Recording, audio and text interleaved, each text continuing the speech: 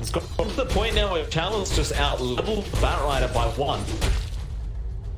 And he's got teammates coming in as well. X-Nova and Somnus are just around the corner, waiting for their opportunity to make the jump onto SRF. No, he seems to be, well, he does know. They're right under the observer ward right now. They'll take the bounty rune off SRF. The best they can do is they can't really hide themselves unless they're smoked.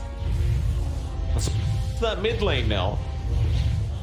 I believe FY has been just freely farming away, soaking XP for himself. Has hit that level 6 mark, and he tried to steal that Fissure. He got enchant totem instead. But this is that point now where LGD, they could start making some pretty big plays, like, especially with that 6 of the Ruby. He's a lot more confident. In fact, Soda's very confident. He jumps in onto the chain, but they back off immediately after forcing 1 TP. FI gets the Fissure, and that'll be the disengage. Yeah, that's really worthwhile because you force out the ult usage from Victoria and the Tombstone. That's very aggressive, just jumping back in onto XM. Radiant's top tower. I agree though, that Tombstone usage as well is just great to see here for LGD, because now you feel a lot more comfortable going into that team fight if it doesn't be anytime soon. It's gonna be a bit trickier for Victoria to sit there and support his team. You even have Oli 11 down mid as well, so they really want to take this mid tier 1. They're also giving a lot of space towards their PL while all this is happening, so a lot of efficiency here from LGD's. You can't fight this either if you see there. You know Bold 11 probably has Ravage. He's moving in as well, just threatening with his position. Torrent backs off, but now Somnus just kind of pokes and prods at them. Dire's bottom tower is under attack. They won't engage with the Ravage quite yet. They'll hold out. However, X-Nova gets a hook shot, and he does get SRF. He got the fly going, however, so he's going to make a run for it. But Somnus is going to be on the chase. Yeah, and they fight. This Ravage comes out, connecting on 4 heroes, and Fly does kill off XM. Looks like Arme is going to start going in with the Shadow Dance, but that's about to wear off. He'll go after X-Nova, but he's been lifted up as well. There's the Fissure coming in. The Chalice is there on the PL. He will get Arme. That Tombstone also going to be fed the way of Chalice. An extra 175 gold for the PL, and he'll just walk himself up. Bounty. Yeah, that's pretty good way of LGD. Chalice with the last minute walk in to find a cleanup. Just get so much more gold in the process. Already pretty much has the Yasha just 200 gold away from the recipe, so the PL is going to start hitting hard. It has some pretty decent stats with a Hood of Defiance on top. You're not going to have an easy solution towards this PL. He's been given way too free a lane. He has an Arme. Now, I mean, I believe he has his Shadow Blade on the way. So you've got that going for you. But apart from that, he's not necessarily lacking farm, but he's just a little bit behind. You don't want to be in that position as a Slark. You need to be able to be aggressive in these earlier stages, and they're even thinking about diving Arme. Eventually force the rotation out from Victoria. Shadowblade's up, commits straight away, starts scouting out for his team, and they are going to find Somnus and Alt 11. Somnus does get hit a few times, but will just walk away.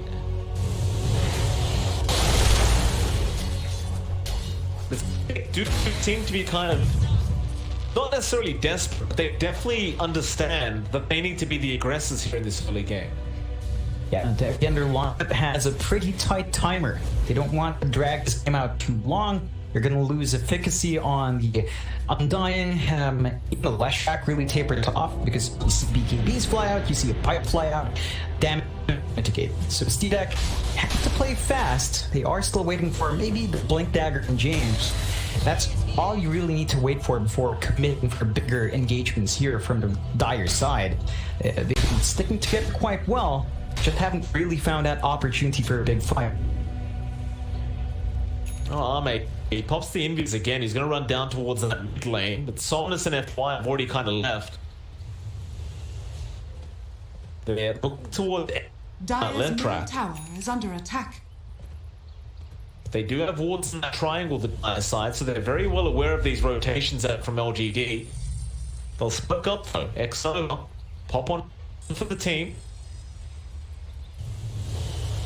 There might be a counter smoke coming out from CDEC, and there is. Radiant are You've got scanning. that echo off from James. He's at the blink here. SRM looking for a lasso. He blinks in. That's not going to be good news though. He gets blown up straight away. A decent fish round from. It isn't going to matter. Probably not. XM is being chased.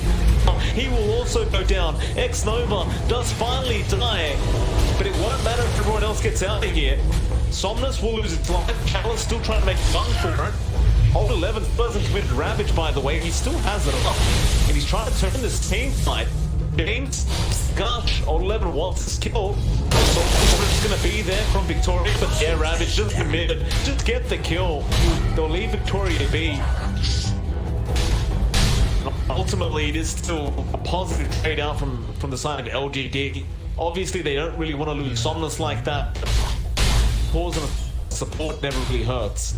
Oh yeah, it's still a pretty nice win for LGD. Chalice is around to soak a lot of his kills, gets to live by a fraction of his HP. You could argue the same thing happened for Ame. His progression towards the Silver Edge is pretty decent. It's not as fast as the farm you're seeing on Chalice, but that's really down to the fact that the Slark has been a lot more active on the map. It's been a lot more aggressive in movement and doesn't really have any fast way of clearing out camps besides his spells. So it's just a bit slower for Ame. He is clearing out the bot tier 1 by himself, but you see LGD are clumping up for the top tier 1 in exchange. Radiant's bottom tower has fallen. Try to get started on Chalice. Be able to find it just fine. Meanwhile, mid lane, Sem playing around there with Old 11. Might get started onto SRM, but he gets the lasso first. Still Victoria, he does die. However, Somnus just melts under the damage of XM. Now Old 11 doesn't really want to be there anymore. He has no choice in the matter. He is also going to die. CDEC, they brought back on the Undying, but finding 3 big pickups like that, again, you're not going to mind. It's a great trade for CDEC, even with that bot back. It's on Undying. You don't really mind at this point if you're Victoria. And you are keeping that network lead LGD has in fairly good check. It's just down to 2k now. Not the biggest trade. Still have a lot of room to grow on your cores though, especially that Slark. Just about a k behind on Ame, but once you start rolling on Slark, once you have that Silver Edge, which is basically there, you just buys the recipe out, you should be able to get a lot more control here. LGD have to be a bit careful with how far forward they go. When Somnus didn't opt for something like the Ewells to help him out and escapes, did go for the fast blade mail, so once he's caught out, he's pretty much gone for the most part. CDEC will now have that Silver Edge up onto Ame, so suddenly the side hunt is not going to be that big of an issue anymore. However, speaking of that side, Old 11, again in that mid lane, is chasing down Victoria. Now this is the dieback on this Undying, so it's little worth just rushing in for it. They are going to get it. They might even try for that tier 2 mid tower. What they're going to be afraid of, however, is that blink on James. It's going to be a very, very dangerous item on the Earthshaker. They don't know yet, he just picked it up. We'll see how he gets to use it first. I would have loved to see them still just pushing into that tier 2 mid just after he bought a blink tag on that ES, but he won't get that lucky. He'll have to wait till LGD go up again. Yeah, it's a pretty smart pull back from LGD. They're still building up on their own course. Yeah, Chalice is very close towards that defusal. Has the SMY up. So a lot of stats up and running for RPL. Even swaps into the Nether Shawl as well, just to ensure that you have that additional magic armor. Oh, it's in. Echo Slam was committed as well. They just want to burst down on 11. Long start out from outside, and it's Nova. He hooks in straight up for that Earthshaker. James gonna get taken down very, very quickly. You'd still call that worth if you're CDEC, I guess. It's score for a core. He did commit that echo, but now Armor, he's going to go for more. Lasso's going to be up on to Somnus. Can get it knocked out of here in time. Not quite, he's doing perma stuff. He'll dive. Chalice jumps in. FY now going down. Chalice, a sitting duck right now, needs to make a run for it, but can he? He'll try and fight this out a little bit, waiting for to be back up. He's still burning alive though. 1 second left. No, he won't get up in time, and now poor old X-Nova, he was the only one left, and he is going to go down like the rest of his team. CDEC will team wipe them. It's a really big swing from CDEC's side. Just a bit too aggressive there from LGD. Even without that shaker, without the tide for wider AoE control, you do kind of lose out when everyone's clumped up like that, especially on PL. Going for the F and Y meant that you had no self-purge with something like the Manta style rush out, so you are a bit more vulnerable on that, on the amped up damage CDEC has. Have to be a bit careful there how far forward you push Chalice at this point in the game. Yeah, it is true. Chalice may feel like he can fight so early with that S and Y, but it's just clearly not the case up against the amount of damage potential you have from CDEC right now. It's just too much. They've just got to wait for these power spikes of the Undying and Leshak, I think, or GD, before they really listen to these fights. Get it down. See, for now, LGD, they're rotating his 3 up towards that top lane now to go after SRF. Poor old SRF just constantly getting targeted by LGD. Rocket Flare will reveal he has nowhere to hide in that section of the tree line, but he will go for a TP, and it's not over. What a hook shot! He knew exactly where he was. That was outside of the Rocket Flare vision, but he knew there was only one other place to hide. He wasn't wrong. That's a very on-point kill for X-Nova. Nice free core pickup for LGD. Does give him a little bit of an injection, but you do still see CDEC pull ahead in that for now. You've got that 3K lead on their side this time around, and you have caught up very well, especially on XM. XM was just pretty behind for a long time from his mid matchup. Now he's at number 3 in for it, tied up with Chalice. He's had his Bloodstone up and running for a while, has 18 charges, is going straight for BKB. That's going to allow the Lesh to maintain a bigger presence in these fights. Doesn't need to worry about the control coming out from LGD. No, that he won't. Radiant's bottom tower is under attack. The only person you really got to worry about at that point is Chalice, but you know he can't really deal with you anyway at the moment as that track. He'll be just fine with the BKB up. PSG.LGD, once you do see that BKB up, you've just got to take a back seat and Radiant's bottom tower is under attack. On the side of Tina. But we will see a team fight starting soon. There will be a smoke up once again from Tina. They understand the position of LGD right now, and they're going to try and take advantage of it. Of course, the outpost was taken by LGD, which is exactly how they know. X-Nova will be the first one to get spotted. Victoria, smoke broken. They'll get the lasso off, but FI is there with the lift. Tombstone dropped, and they are all just come back out. FY, flame breaking and connect. He is probably going to be in a bit of danger here. Luckily for him, he does actually have the dust tap, so he can purge off all these stones that are coming his way. Radiant's top But they tower simply much hurt potential right now. I mean, CDEC will take that tier 1 top tower. Yeah, that was what didn't see that lead in the end. You find a nice free support kill, not the biggest pickup in the world. They take a tower out as well to give them back a little bit more map control. Does keep the map fairly even. Everyone losing out their tier 1s already, so good control coming out from both sides.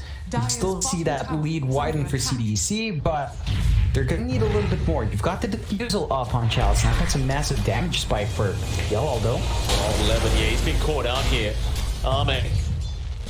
Actually got the super edge strike off, so he didn't really get the break, and now they'll lift him up. Rage committed as well. Here comes Chalice. He does have that defusal laid up, but there's that shadow dance. Now instead jumps to XM, but the pulse note gets turned on. XM will force the hook shot in, trying to cogs him away from the eye, but can't quite do so. And now James jumps goes onto that PL. It's not going to be enough. Chalice is still fencing around, but the rest of his team are dying around him.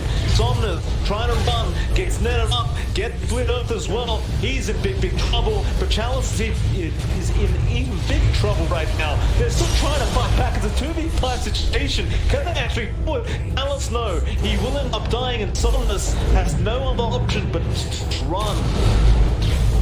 Radiant's Oh, that's good earth as well. Breaking the trees that were blocking his way.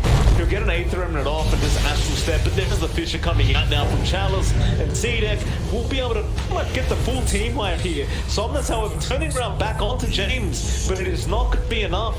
And Nova, I mean, the fight's gone on so long, he's respawned. under attack.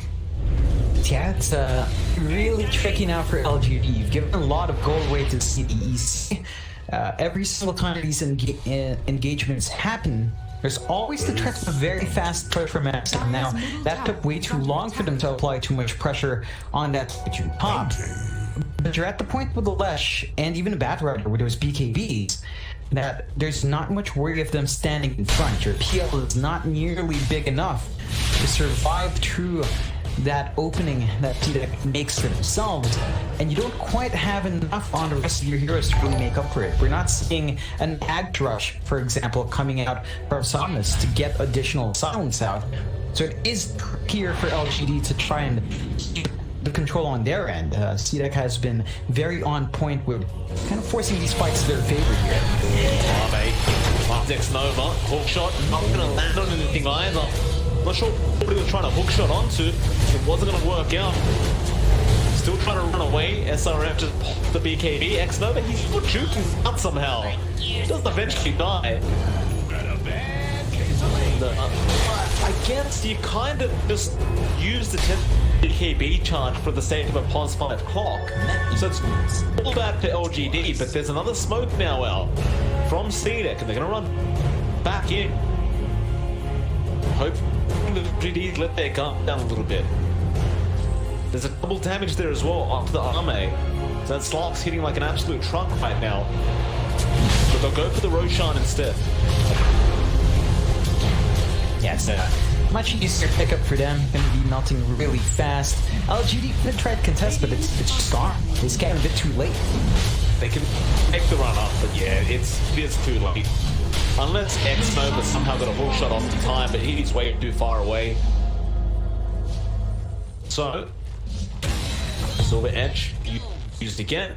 Of course, Arme underneath the Sentry Ward will now realize there is one there. Just keep taking his time, just doing what he has to do as a Slark to be as possible, and probably Chalice has just room to grow right now, in all honesty. Like, he's just nowhere near the point where he has to be to put a contest back up against the side of CDEC. Yeah, that's one thing CDEC has done quite well. They almost really great. They should be aiming for a few more objectives here. You really don't want to give any openings towards LGD, but you take a look at even the optimization of SRF. He's going straight for the ads on the Batrider just to have that additional lasso target, just looking for all control, and that's really the way it's lined up ought to play. Now you see the effect of the plan. They just melt towers. Bottom tower has fallen. That goes down very of course. CDEC, they don't slow down. They understand it's their time to go. They're going to keep going. I mean, just straight back up towards that north of the map, up top lane. I run into Chalice Snow. He'll turn around now and find Somnus. He's going to be a little bit careful. He's a bit surrounded here by the Somnus D. They could turn, but they may assume his team is right behind him, so they'll leave him be for now. They continue to try and bait them forward. Now the rest of the team is coming in, and so he'll show up. BKB gets the lasso straight onto Somnus. Can he survive this? He's still pounced up there, but he gets the simulation off and will just get himself out. Or maybe he doesn't. SRF's still going. Meanwhile, backlines a Ravage committed James. He'll be the one to die. They'll go back in though. CDEC wanting to try and go after Challenge, who does jump on Arme. Arme just man-fighting back the best he possibly can. They just want to keep fighting. Pounds now onto Chalice. He's falling very, very low, but another double out. He'll run towards the north. Now X-Nova goes down. What did FY still? He got the Pulse Nova. But that's not going to be enough to change this team fight. So Chalice will keep running. He has another double up in just right now. He's just holding onto it. Victoria was waiting in the right spot, and he's going to die anyway. He just can't get out of this. CDEC is just one step ahead every time.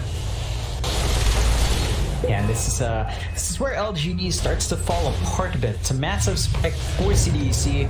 LGD is just not itemized enough. The PL needs a lot more room to grow. Doesn't have any defensive item beyond that Hood of Defiance, and it's not enough to stop that damage coming out from CDEC anymore. That Hood of Defiance, even with the pipe of OD11, Chalice just melts, and you're not getting enough control out here, so LGD need to find a way to build up in their course. They need to get Chalice some space to farm up, work towards his items, and just accept the fact that CDEC can. And he may have overstepped the boundaries a little bit. He needs his team behind him, and thought he was alone up at that top lane, but it wasn't the case. Somnus gets the kill. Yeah, it's a pretty nice pickup, and that's how LGD can grow big. They still have strong single target pickoff. You have to respect the power LGD has here, CDEC. Can't really afford to just show yourself one by one.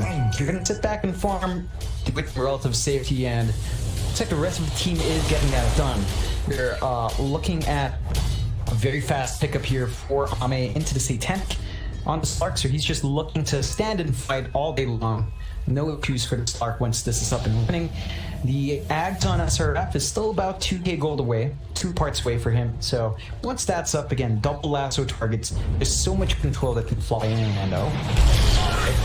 FY, of course, gets the pounce off, so Force Staff's going to be there in time. FY actually gets paid by that Fisher blocker. James now boots out of there. Chalice will start playing in. There's going to be the big beat pop by SRF. He'd love a lasso right now and does get one onto X Nova, but nobody's going to be able to capitalize off that. He'll just pop his blade mail and walk away. Now Victoria getting very low on that and dying. He's completely out of mana, but a great block out from James. It's not going to get up, however. Now Somnus going in to dissimulate. Who did he want? He just jumps away. Ame now joining the team fight as well. Trying to go after Chalice for that PO, but there's the Ravage. It's up the team fight with the cons now. James can't get in there. Echoes nothing. But they still end up getting the team fight win as X Nova and Old 11 already ends up dying. But it's Chalice and Somnus. They're trying to fight back there with FY in the backlines. They'll go straight onto James. However, they do get the kill from Somnus, and now James will time XM. He's on a rampage. He just burns them alive at the stake. Oh, XM. It's the left track. The team they with Pulse Nova on, and they just keep fighting around him. Yeah, they just can't focus on XM. They're forced to look for the other targets, try to force a numbers advantage, but they can't burn the rest of the team fast enough. And XM picks himself a very easy rampage on the Lesh, and of course opens up the high ground for this push, and it's a very fast push coming out from CDEC. Oh, but it is. Of course, Diabolic Edict is still a thing. It's because the hero's not a meta doesn't mean he can't burn through health very, very quickly. He's even holding on to the second edict right now. He might...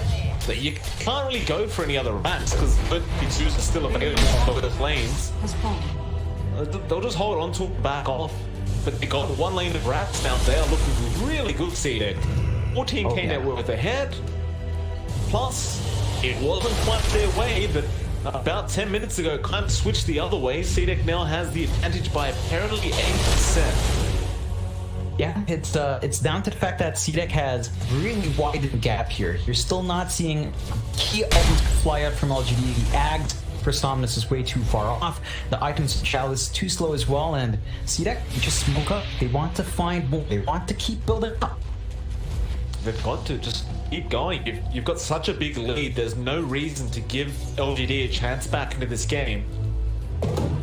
You got all your ultis basically back up. Like the only thing missing is the Echo, but that's up in 10 seconds. So they'll loop around. Now they understand LGD somewhere in their own triangle.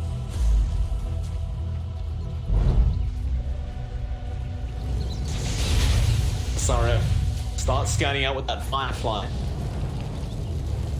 Ultimately, they won't find anybody, however. This is all basically is mostly hiding, apart from Somnus, who is still forcing out that top lane. Ame almost does catch him out, however, on that Slark. The nice TP away from Somnus. Speaking of Somnus, by the way, John, he is about to finish that Ags off. Yeah, it's going to be really important for him to get that initial control. on the back line, like just being able to maybe grab that Undying, maybe grabbing the Shaker as well, does give LGD a lot more options in these fights. We've seen some really big ravages from Old 11s, just the follow-up isn't quite enough. So just having that tool on hand for some should help the cause massively. Still have to look at building up on the rest of the lineup though. Chalice is saving up for Satanic into the fly as well. That's the exact same build up you're seeing from Ame, and he already has the Satanic up.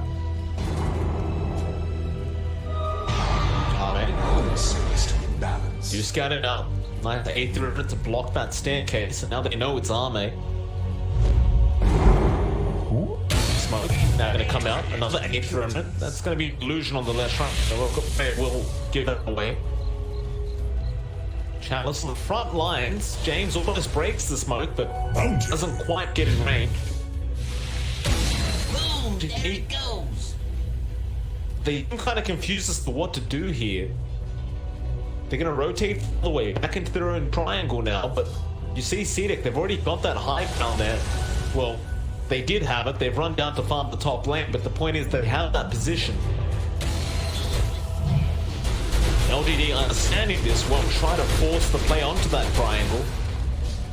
And, we'll take a second to get a creep wave there for Chalice, who is very, very close to having that Satanic up now. Once that Satanic's up, you could make the argument that they could actually win a team fight. Yeah, it's a lot easier for Chalice to stay alive there. I think you're still gonna have damage issues though. On LGD's side, like just in the prolonged fights, they just can't burn through XM fast enough, and that's just going to be a constant factor here, as again they don't really have defensive items to stop the Lush from doing damage.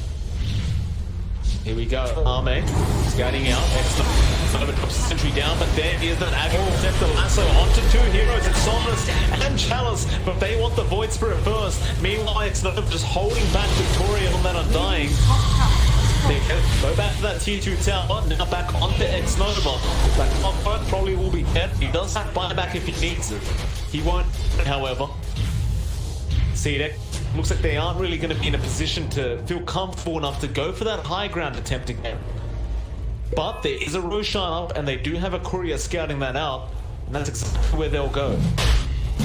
Yeah, it's going to be a fairly quick take from them if LG wants to go back in. They're going to commit the Ravage or buy back the clock and hook shot in, and they are just way too far to even contest it. They have to start moving now. Doesn't look like they're really aware. And that's going to be another Roche going wave CDEC.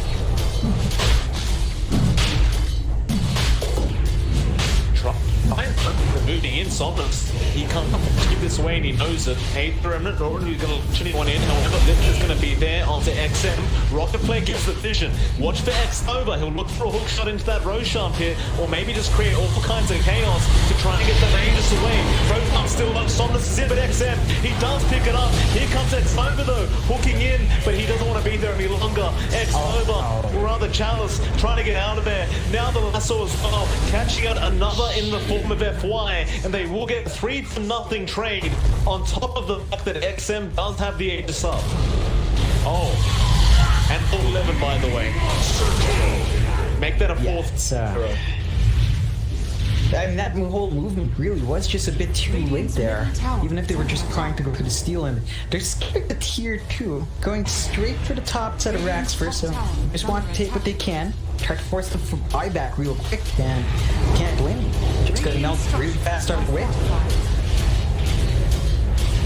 It's not really a way to stop this unless you commit those buybacks, but even then, Chalice doesn't have one, so you're really missing your main source of damage right now. Even then, that main source of damage isn't really that high in comparison to CDEC. So CDEC just going to play with the safe game. They'll take that lane of rats. Tier 2 will be taken out. No, they're going to go for all of it, except he's going in mid lane. Ame now has a butterfly on the way as well. Really going to help his call out, especially in forms of damage. Radiant's middle tower has fallen. There's some mega creeps now. Radiant's middle LGD are in a position to try and defend Bull. They're going to try and Somnus to jump in without having himself silencing them up, but it does nothing. Take the megas to walk out. Chalice just respawns. See, they're going back in. They'll get a lasso straight onto Somnus, but there's the hook shot coming up next though. But he is dying so quick, and so is Somnus. He has no HP left. He'll walk back towards this fountain, but they've left half time. The PL in the middle of all the heroes of CDEC. No call the GG. He doesn't have back, so there's no way they can defend its tier 4s. CDEC, John, they're looking good this series. I'll tell you. Well known to them so far. Yeah, really solid performance from DDC. They ran their draft well. They managed to make victorious Undying really work out despite it having a slow start. LGD as well.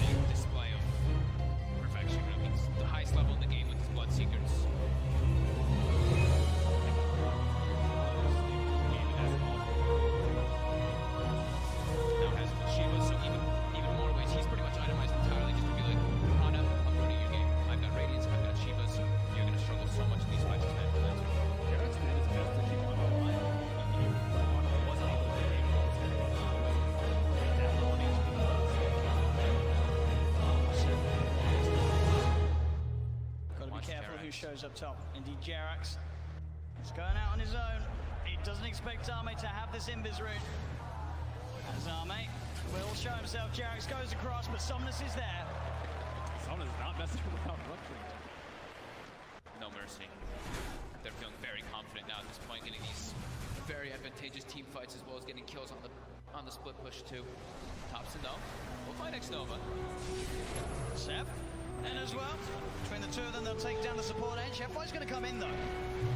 He hasn't got anyone else with him at the moment. It is just FY, so just playing around with Seb. He's no help around at all, and he's still just making Seb's life miserable. He's toying with him. He's just making him not be able to come back. Look, they're already starting to rotate this Brewmaster and Bloodseeker too, and FY, he's ready to look for Seb. Seb's got to get out. Oh, Seb. As indeed, FY, the patience, keeping that control on Seb, buying time for Chalice to come in. Anna is going to look towards the Tusk. Chalice is now there, does have Primal Split available if he wants to look to take this fight. Somnus coming in as well. As Anna, Seb look to hide in the trees. Can they get out of here? Anna's got a TP available. He's into the trees, he's going to show himself in the lane though. They're going to continue to head over. They are going to see Seb make it out in time. They don't have a stun. Anna, can he get out as well? He can. OG will avoid that rotation from PSG.LGD. FY is just so obnoxious there, following Seb for over a minute, just stalking him, trying to have his team come over. So that's about, a minute without Aegis being used for LGD. They have 2 minutes left. I'll say to capitalize on this Aegis. Oh man, looks like he is level. Pretty much back to a 50-50. PSG.LGD 2-1 up at the moment in this best of 5 grand finals. 1 game needed to secure the championship title. And at this point, they are ahead here in game 4. No-Tail hasn't had time to gather a full army of Ancient Freaks. Right now, he just has the Ancient Black Dragon. You really want those other auras when you're at a big disadvantage in these team fights already. Yeah, it's tough though, because Jerax doesn't want to be following around his Chen, giving him the Aghanim, so. As Thompson, he does have a Lincoln Sphere picked up, and they should have the BKB finished on Seb too. So that'll give him a little bit easier time to get those Blink Claws as he's been suffering to do so in the last few fights. And Somnus, full I've Scotty picked up, about to be level 25 as well. Yeah, they just need a couple more minutes on the side of OG before they're ready to fight. Wait for the Aegis to expire. Seb, he's in, gets the call, the character doesn't want to get FY. There with the snowball save, he's going to be fine, and now they turn to look towards the axe. The taunt's going to be out. Seb goes for the TP, they've got the stun to cancel them. Seb held back for now. Thompson trying to offer his best from the side to provide some sort of safety, as he will get Seb back. They're able to get Seb back to safety, and Thompson, he's running away. X-Nova's there with the wraparound, gets the slow off, gives the vision for the snowball. TP from No-Tail's coming in towards the stride, but Thompson, he's trapped. That's twice in the series that X-Nova just comes out of nowhere. Like, he's just on a warding expedition, then he just ends up wrapping behind these people constantly. Perfect time. Perfect timing, and has the senton creep to boot. And look at these deep wards that he's placed during that time that he was running around doing so. He now has full vision of OG. Yeah, he sees Ana farming these ancients right now. Ana, FY just giving so much information for the team. He's got eyes on him. Get the punch on the wrong target, but the snowball pass will catch Ana. Ana, he's in trouble. The blood right silence connects. He's got the man to back up in a second, but can he really play his way out of this one? He cannot. Ana down for a minute and a half. Just having all this vision. I mean, X-Nova throughout this whole tournament has had the best vision in every situation, even when you wouldn't expect it. They're just like, oh, they're fighting on the left side. They're not going to have vision over here. But no, X-Nova always seems to have those prepared in every situation. And he has some incredible foresight to be able to have these wards that just lead to really clutch pickoffs. And Axe has not spent his money on BKB. He has the money, but he might be looking to save for buyback. We'll see if any of the buybacks do get forced out. Thompson's still dead for 15. Ideally, he doesn't buy back it. They may have to buy back on Ana. He's gone for 50 seconds. The split coming out from Chalice. Is he ready to push in? Look for the stun on No-Tail to hold back the Chen. As the mid-racks are exposed, PSG.LGD, 40 minutes in, able to open into the base and clean out this mid lane of racks. Still Ana holding on to that buyback. And they're going to keep going here. They really want to force this PL to come back here. Stun onto Thompson. Will blink dodge it. But another tier 3 tower falling incredibly fast. They really don't want to use it. Seb jumps in, gets the call onto FI. There's the buyback. The cataclysm isn't enough to do anything. It isn't. PSG.LGD still fighting strong. Thompson getting focused by Somnus. Seb taken down by Armin. The triple buyback's now out as Ana in trouble. He's pulled back for this one. The deafening blast over the three of them knocks the back, but Ana gets focused. Seb! He's in with the call. He has the control onto the morphing Somnus. Now being chased by Thompson. Blinks in with the cold snap. The PLR is on top of it. They get Somnus too. As OG, they have to expend 3 buybacks, but they hold on to the top racks. Somnus now down for 2 minutes. No buyback available on this Bloodseeker. He's 400 gold short of it. It's up in about 8 seconds. OG, they have to make so much happen here. They have to switch out all their lanes. 2 of the side lanes are already going, but I think trying to get some kills here, like on FY here, would be very ideal. I mean, look how close the Brew is at 25. I mean, So close. With that primal split cooldown. Oh, Thompson, he sees it FY. He's used the snowball, he turns with the combo FY with the self-fuels, but OG, they've surrounded him. Seb jumps in with the call, the blade mail, FY's gone. Instant buyback from FY. Still that scary, scary time for LGD. 75 seconds without Somnus. OG at the full 5-man, pushing in all 3 lanes at the same time as they approach LGD's base. I don't even know if I give a head for that. This team fight. The LGD are for gold, but no blood take up to 60 seconds. This could be disastrous. Got a full BKB on Seb as well. Chalice really wants to hit level 25 before he pops that primal split. So close. Just got to be careful, Seb. Looking for that blink initiation. Chalice is stepping back. They gave him the tome. He needed like 5 experience, and they gave him the tome just to make sure that he gets it anyway. Just playing as safe as possible here. Looks like OG don't feel that the window is big enough for them to push in whilst this Bloodseeker's still dead. They'll back away. They can't they bought back 3 heroes. They weren't able to get any T3s, and there's no Roche off yet. Big Daddy No-Tail's praying for a Roche right now so we can get that refresher, but it's not going to be out. And maybe we'll dodge a bullet. At least they got a good amount of economy off that, right? It was up to 15k gold advantage, and they chunked it down to 7. Same thing with experience. So they did get quite a lot out of that one, but they ideally wanted to get at least one of those sets of racks to get some momentum pushing it with those 3 buybacks used. Absolutely, it is this really scary moment of the game now for OG. We're about 5-6 minutes still without those buybacks available. If PSG.LGD can find that one team fight, it could be the team fight to win TI in this window of time that they now have presented to themselves. Ana's gone full in for that butterfly too. As they pick up also an Aeon Discount Jeremy, so protected in O. DD did spawn, however, was killed. It's also pretty scary for Maybe right now. He only has a 5-second BKB, and he does a lot of damage and will get wrecked by the X Blade Mail call if he finds him, especially with this BKB now. There's not that many ways to stop him.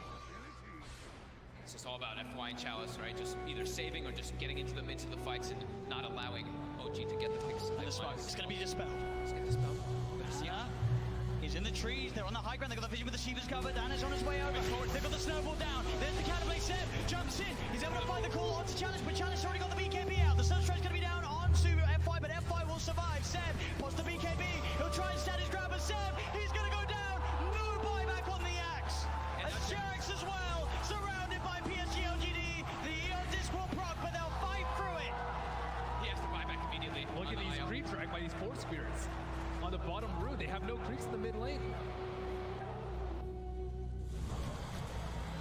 Sienna still holding on to that buyback on Jarex. But as Ben said, the creeps aren't here. It's backdoor. Can they breach through it? It's not looking like it right now. Maybe everyone hitting the same one.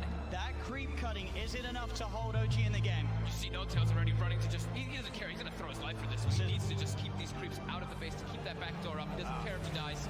Which he certainly will. As they get upon him, they find his life. 1 minute now without No Tail and without Seb. Thompson, Anna, and Jarex. The only 3 heroes that can offer their defense during this final minute, this final stand. Jarex is really trying to hold on to his buyback. As Chalice split a course up once again. They're finishing off this second set of rags. He's got the Cyclone holding Anna up in the skies. As this rag's on the top. PSG.LGD's turn to ban. PSG playing this carefully. As they'll go down towards the bottom as well. Arme, doppelgangers. He's losing a fair bit of mana as the PL.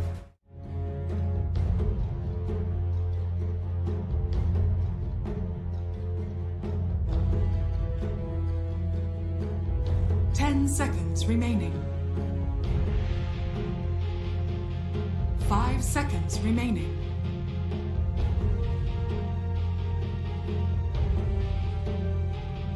Radiant team ban. PSG.LGD's turn to ban.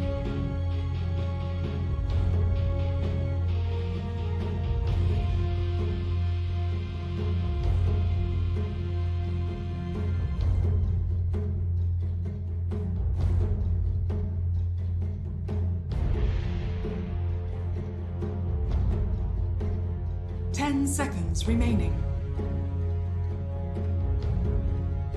5 seconds remaining.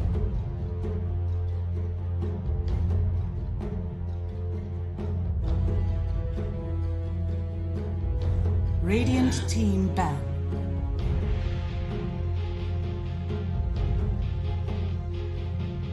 PSG.LGD's turn to ban.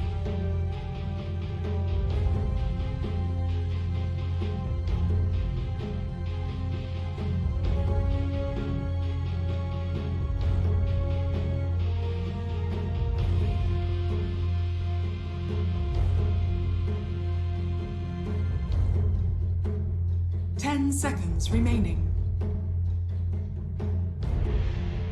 5 seconds remaining.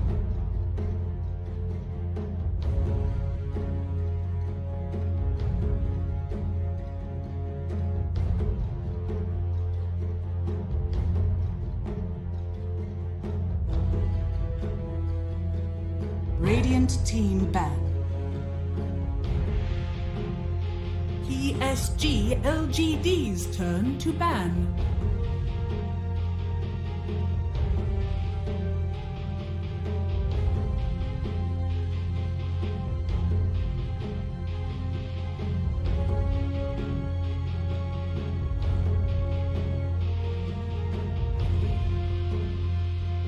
Radiant team ban.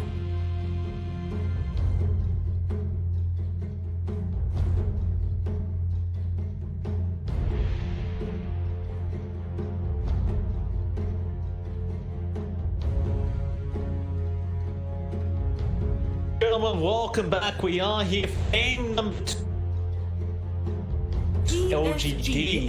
It is a MLB Dota Radiant team pick. by John. Welcome back, sir. How are you doing after game number 1? Oh, I'm doing great. That was a fantastic performance from CDEC, really showing us why they did win the last matchup they played against LGD 2-0. Really confident in their draft. Just absolutely blowing through those openings for CDEC, already picking up the Mars and Silencer for themselves. LGD starting off with the Phoenix, so not the most common combination here for CDEC. Mars, Silencer, you don't tend to see that too often together. It is pretty darn strong though. You drop the arena, you get the global silence off, you've got all the control in these fights. You still have to maybe worry a bit about that Phoenix there. The egg in the background can cause some issues, but on that, you know, LGD probably gonna have to be really careful about when to engage once the silencer has 6. They do pick up a clockwork for themselves here from LGD once more, trying to make it work out. Phoenix Clock as a duo is very, very finicky here. You do not have the best of control in this game. You don't have the best pieces of lockdown here. You do have great sustain coming out and pretty decent damage, but with this kind of opening, CDEC can kind of draft around that. That they can.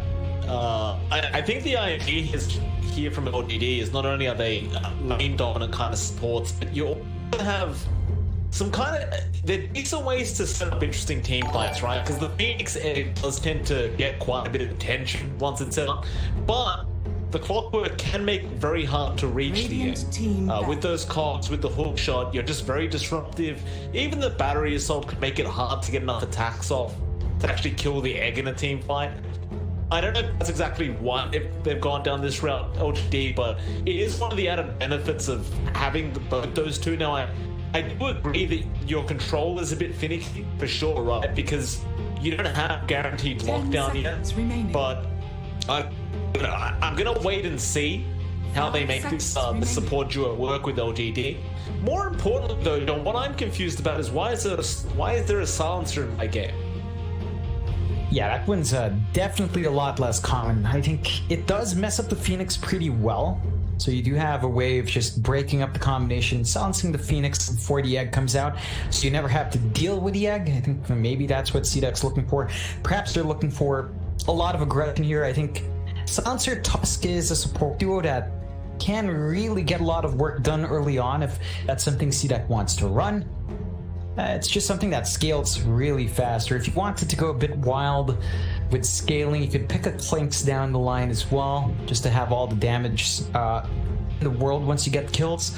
Of course, that does leave you susceptible to not having control, so perhaps that's something to consider, but I think this is solid. Like, again, it's not very common, but just having the silencer around does prevent certain pickups, like say the Enigma is not going to be a very safe choice here.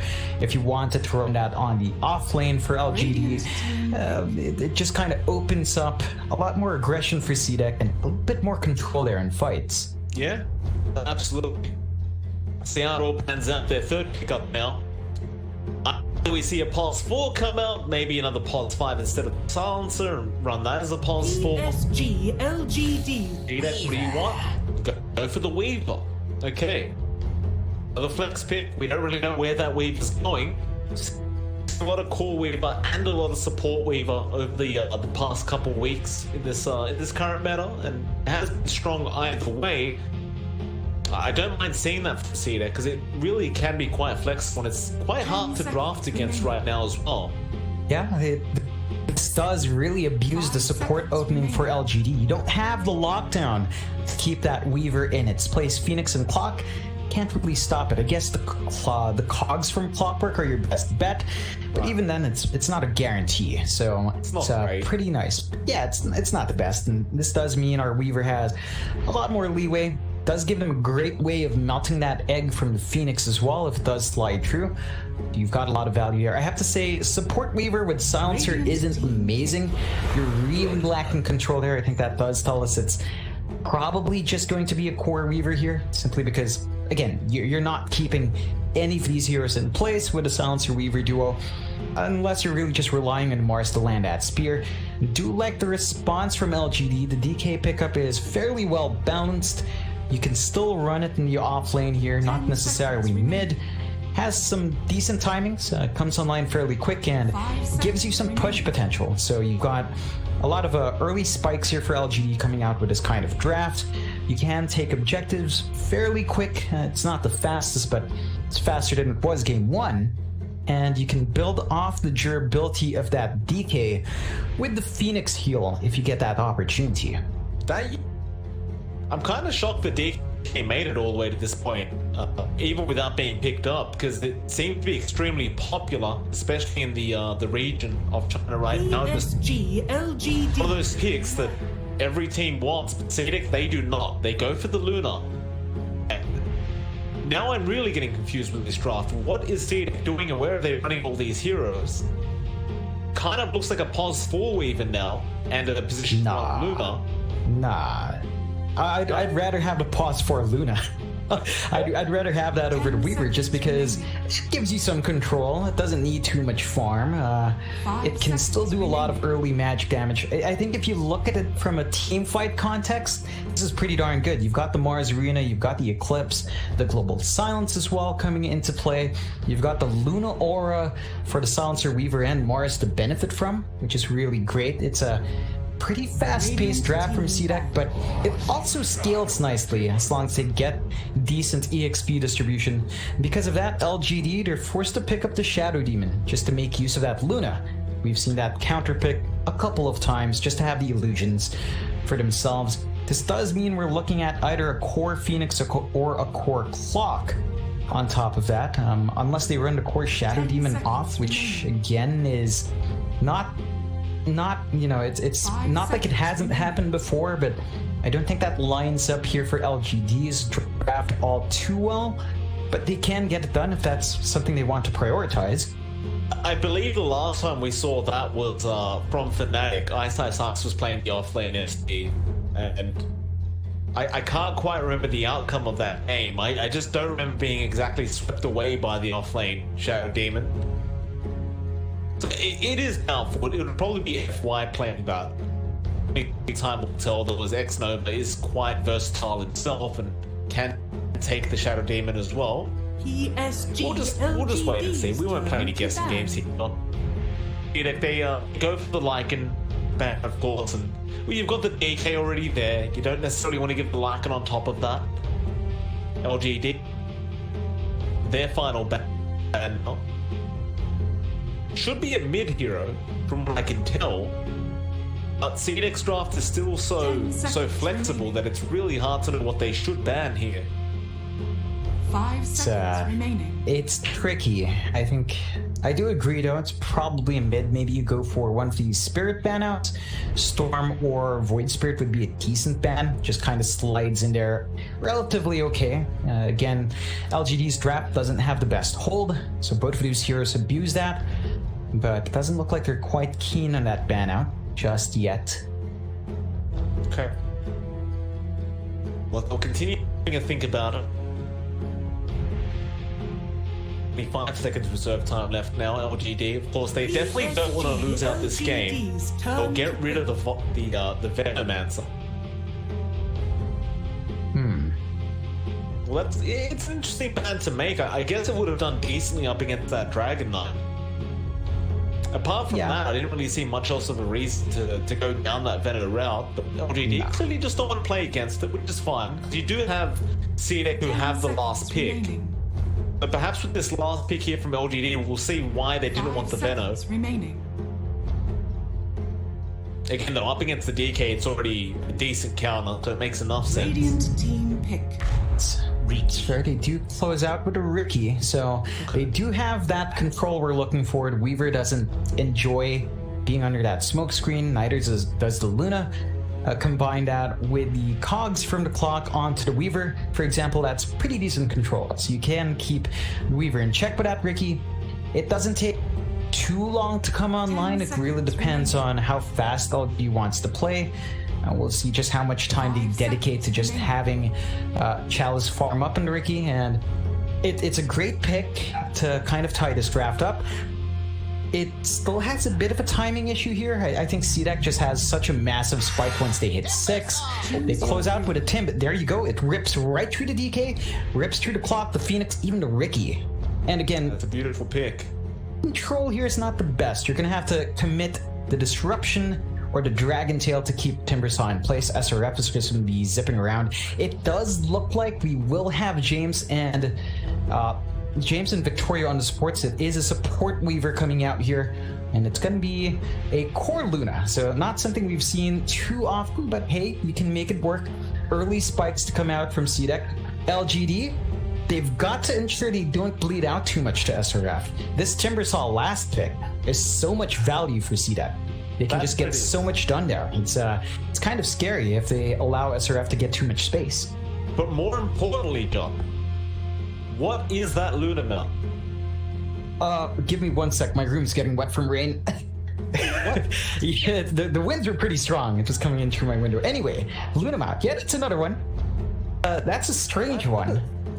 I've never seen that. I think it might be Perfect World exclusive items. You know, a lot of these things we tend to only see in China. So these are probably the Perfect World exclusive sets. And that's a sick mount, admittedly. That's pretty sick. I didn't say I liked it. I just didn't know what it was. It's a weird one. I don't know what it's meant to be. It looks like a something. I want to say it looks like something out of a fantasy RPG, kind of like a. It looks hellish, but not really hellish because it's not like burning. But it kind of looks like those deformed flesh monsters you see in other games. I kind of like it. I kind of dig it. I'm sure that's not the point of it though. So, but it looks cool. Take it close, don't you, John? Yeah, now I'm curious. We'll get into game number 2, but when we see these cosmetics, we've got to figure out what's going on here. It's like some kind of sea creature, isn't it? Yeah, Look at that. It's got the webbing, like the webbed feet. Yeah, it's pretty sick. Looks like something from, like, you know, like a Naga siren kind of thing. Yeah, does fit that. Except it's on, you know, Luna. She's not tied into that lore. But who cares about lore here, Mike? We're here to play the games and watch them, not care about lore. I care about lore, John. We don't really have lore in Dota, but well, we do, but it's just never explained and doesn't really make too much sense a lot of the time. Yeah, it would be nice to explore it a bit more. I guess that's what Artifact's there for, right? Nice goal from James. You're really gonna bring up Artifact right now, Jim? Speaking of, I haven't gotten my Artifact 2.0 beta yet. Beta. You know why, Mike? Why? You know why? You're not worth it. You're not worthy. How dare you? Apparently, the algorithm says so, Mike. Unfortunately, you've been weighed and found wanting, Mike. How upsetting. Chalice is getting harassed out a bit up at that top lane. He'll be fine though. He has plenty of passive regen there, even without the tangos. It's always come across as very balanced. Ricky gets 5 passive regen without, just at level 1. He's got 5 HP regen. Yeah, Kind of easy. it's really nice for Chalice because he will be copping a lot of hits here. And XM and James are just going to be constantly applying some right-click damage on. I mean, X-Nova's around to try and mitigate that, but we've seen this a couple of times. Level 1 Fire Spirits, not the best damage, and a very long cooldown to boot, so you might not have that up right when you need to stop the movement from CDEC. You might not. Well, have a look at all the lanes, because they do look to be a bit more quiet this game. You've got SRF there on Timber, of course, up against the DK mid. Now this lane arguably could lead in kills, and I usually never say this about any lane that involves the Dragon Knight, but sort of against you, you have to be fairly careful about how far you extend, especially when he does have that Whirling Death up. And as we see, SRF has already started focusing in on making sure that Solus never really feels comfortable in coming close to those last hits. Yeah, it's going to be a tricky time for Somnus to really contest here. Even if they keep level parity, it's always going to be a better time for that Timbersaw. Just the nature of that matchup. It's a sprint hero up against a melee sprint hero up against Timbersaw. He's always going to win out. That is true. Well, spot lane, you'll see Old 11 there with LFY, and Victoria going to be with Arme down at the bot lane on the side of CDEC. It is actually a pause 1 Luna, by the way, so they didn't end up running the position 4. And Arme but have a decent time with this bot lane, in all honesty. Like, you've got this core clockwork, and you know how I love commenting on core clockwork, John? It's just, to me, pointless to have it as a core. I usually would argue it should just be a support. It can still be very effective with that farm priority, don't get me wrong, but in terms of like trying to contest against Luna, maybe you could thread it. In fact, they're going to try. Old 11 does have that battery sold up, and well, they are going to catch Armin in, and he can't get out of this. A great block from FY, and they do find the first block. Old 11 getting the kill, and now Victoria could be in trouble. Why does this always happen? Every time I'm about a minute away, the team that I'm talking about always has to prove me wrong. Every time. That's, First Blood's not that amazing. You've got really stronger control here from LGD, right? You've got the cogs, the battery assault early on to really block in the Luna. Support Silencer in this case doesn't have too much presence. Again, one of the reasons why we haven't seen Silencer in this position in a long time is because he doesn't have as much aggression left in him. You don't have as much control here as CDEC. That's something LGD needs to constantly take advantage of. You're not going to be happy with just 1 kill. You want more. You really need to slow down Ami's pace, because the Luna, 1 kill, it's great, but as long as you get that decent timing in the Dominator, you're still going to be flash farming like a madman later on.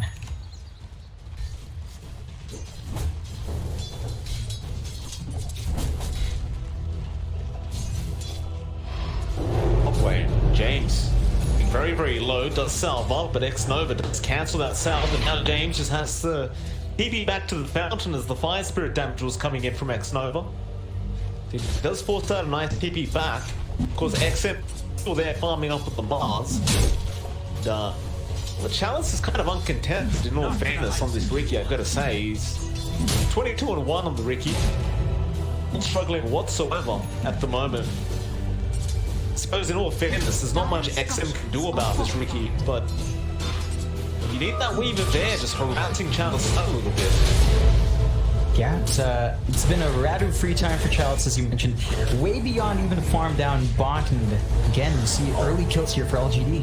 Yeah, Victoria goes down, R8 does barely get out of there, and now James gonna rotate his way down to the bot lane, leaving that Mars up by himself, but he may be able to just set up the kill here onto FY, but Old 11 will get the Cogs battle assault once again. James should be able to get out of this with Sakuchi in just 1, and he will commit, however.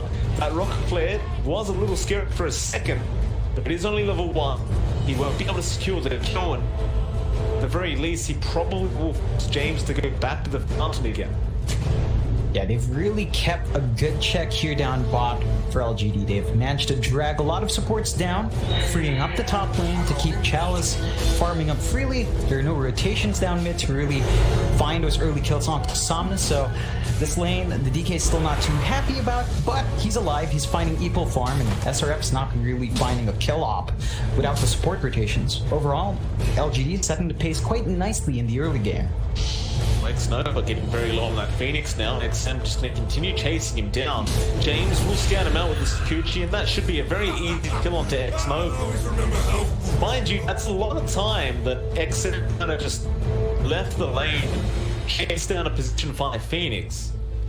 This has left Chalice alone again up at that top lane, who is still at the top of the last hits board, free farming up on that Ricky. You kind of question how valuable it is to change a pause 5 for that long. Not very valuable. Chalice has just had way too free of a run. You know, it's something with the Mars-Ricky matchup as well. Down the line, this Mars is not going to feel very tanky with just how the Ricky works and tricks. Victoria, he dies again. Old 11 just being really on point with his clock so far. Now James going to be chased down.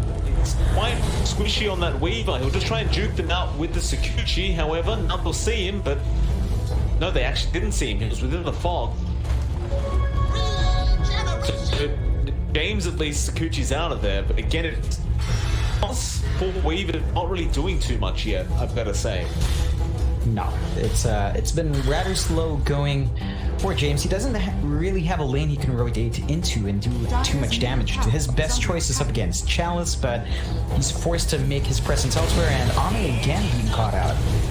Just so squishy on this turner right now that it's chasing down. Eventually they will avoid going under the tier 1. Somnus is there now. They want to start this push down to the bot tower very, very early here, LGD.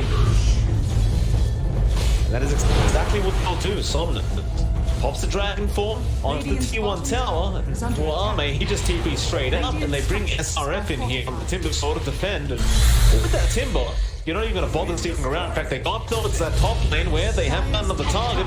It is actually even going to be Chalice this time. He will die. Hold 11 now TPing in, but he also survives.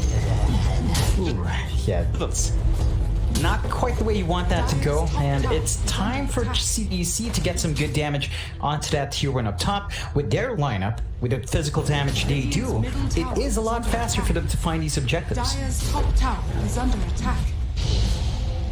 Shouldn't really be happening here for CDEC. They should be allowed to do this. They are. Take the argument, it's just back to that Timbersaw pick, which you just can't get through. Mind you, SRF has come back to the mid lane now, but he can even just start forcing that creep wave into that mid tier 1 tower. For Somnus will be there to defend on the DK, but SRF now, he's just going to creep skip right underneath that tier 1. Meanwhile, however, Victoria does die once again on the silencer. FY picking up that kill. But I don't think you'll mind too much right now if you see there, because you are forcing in so many objectives across the map that you pause 5 stars are dying for the 4th time this game, or rather the 3rd. It's like, who cares? Yeah, it's really not the biggest deal anymore for CDEC. They're keeping the net worth fairly even, despite having so many deaths on Ame. Even if LGD find these pickoffs, they don't push as fast with Chalice. Ricky just does not melt towers as well as Luna does. So they're still trying to chip away in this tier 1 bot. It's just not going fast enough, although they do have Somnus around now. They do. They're still trying. Another dragon form, committed. This time around, SRF may just decide he'd rather keep forcing in that tier 1 mid tower instead. Dire's middle tower is under attack. That is indeed the case. XM's joined in that mid, so they're more than happy to trade these tier 1s like this. The thing is though, Somnus does claim the bottom tier 1, and they do have time to try and defend. However, speaking of that defense, Icarus dive out from X-Nova is not going to work when you have last word on top of you. Of course, the silent the last word does pop as soon as you press the Icarus dive button, essentially. Top 11 trying to go on to the Luna. Ame does get caught out again on that Luna, and now the dominated creep even going to go down here to hold 11. Nice easy turn. Oh. Yeah, nice to pick off for LGD again, keeping that Luna in check. They do manage to get a full 1k lead now. Not massive, but SRF is pretty deep in. X-Nova, getting low, he'll be okay, and they're still going. Rather trying to get out now. There's that battery assault again. He can't get out of this. He'll have to just try and fight back. He'll throw the Chakra at SRF. He's very, very tanky. They'll use the disruption now. With the Sunray on top, it's a lot of damage, but SRF, he does eventually go down. XM just pops the arena, gets the bounty, kills off Chalice. Alright. That's bit of a back and forth. Like, you sacrifice your offlaner, you do find the opposing safe laner here for CDEC's side.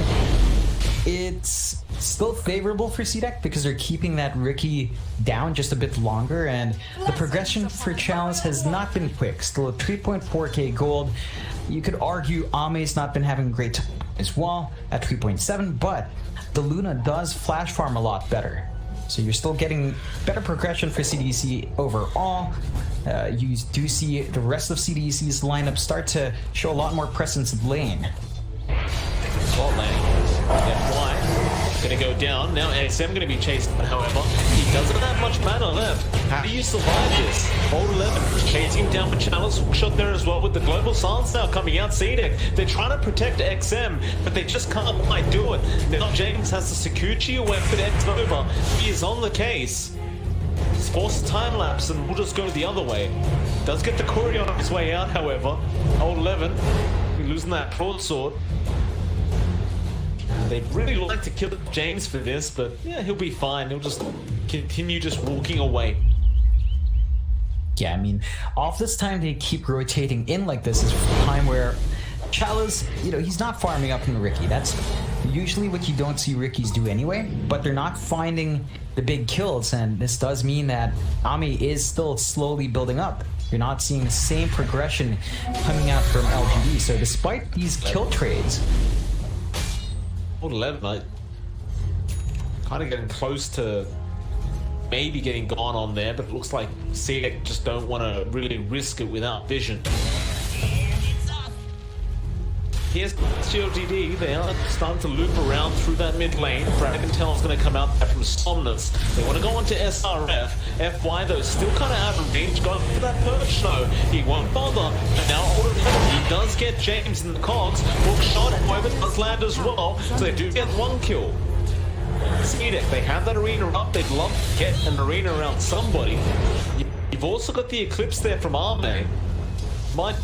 Arme's still only level 8 on that Luna, so he's not exactly at that level he'd like to be right now on the Luna, and maybe just doesn't feel comfortable to fight. However, now SRF getting dumped on. In fact, never mind that, Victoria's just gonna die.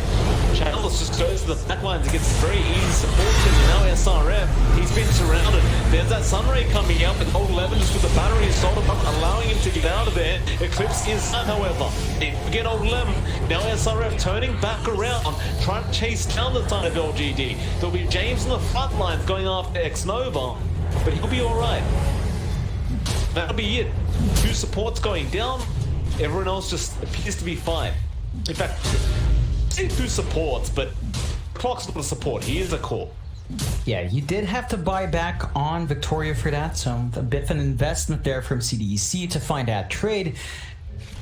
Overall, they're keeping the aggression of LGD in check, and it's LGD's lineup that really wants to play this fast game. So as long as they're not overwhelmingly winning here on LGD's side, then they're not building a big enough lead, as CDEC's still keeping that in check, although. Oh, and again, nice hook shot stringing out. However, no, doesn't actually get the chance to use that time lapse. Dire's middle tower is under He was still within the smoke screen when he tried.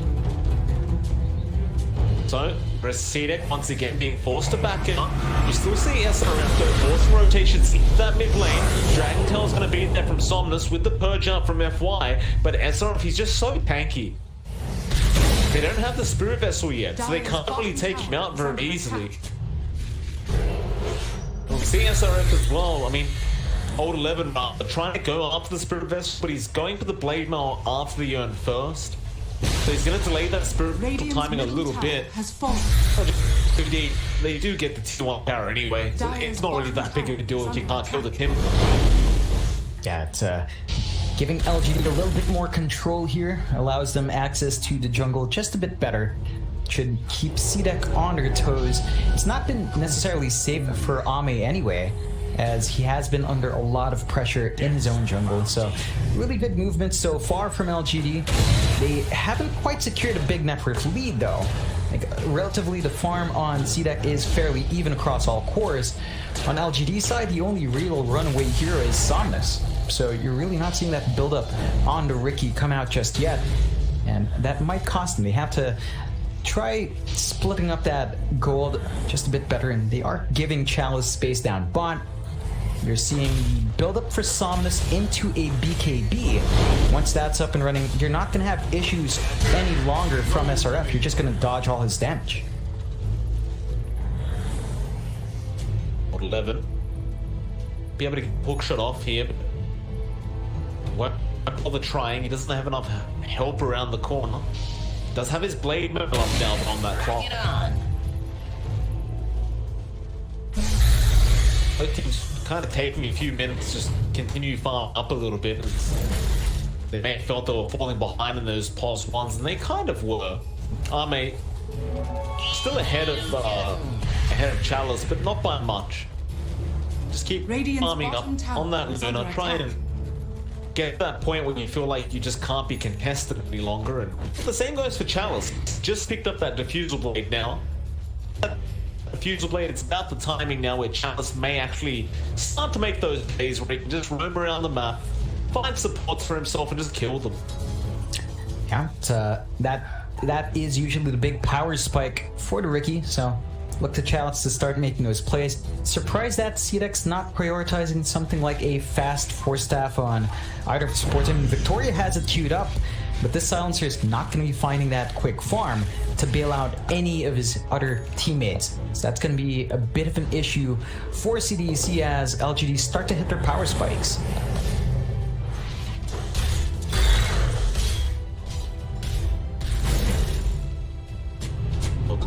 Just going through the Radiant jungle now, LGD. CDEC seem to be ready for this, however.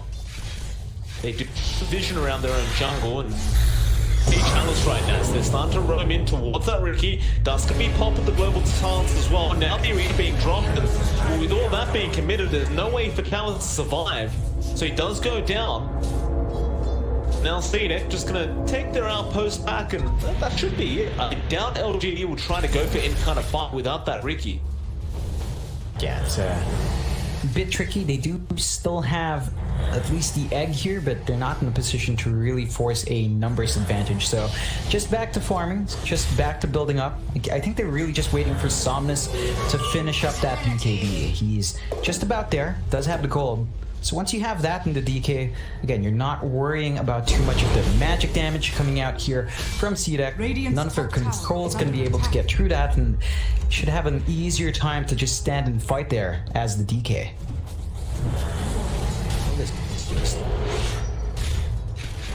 Just now, Chalice wants to go for the full mantle, which makes enough sense up against that Silent. They get the smoke up now. Gonna find SRF, probably the target that they're watching. With the smoke stream now, SRF taking a fair bit of damage, especially with that sun ray coming out. He's burning. However, here comes the Eclipse. They do get SRF, but can they get the rest? Chalice will blink strike out. Egg being dropped right on top of the high ground. They can't test that. And now the sun coming in on XM. This Mars is in huge trouble. A great cogs down from old 11, actually just blocking him in. Find secondary kill. Now even maybe a third. Dragon Tail stun will hold in Victoria, and he'll also go down. Oh boy. It's a really big set of wins for LGD. Great reveal of their BKBs as well.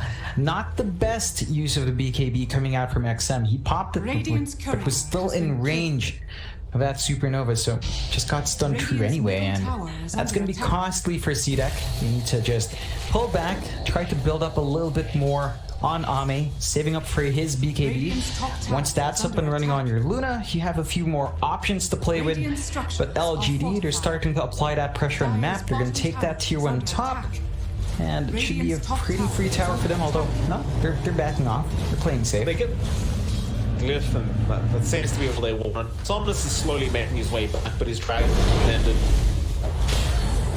Just trying without the...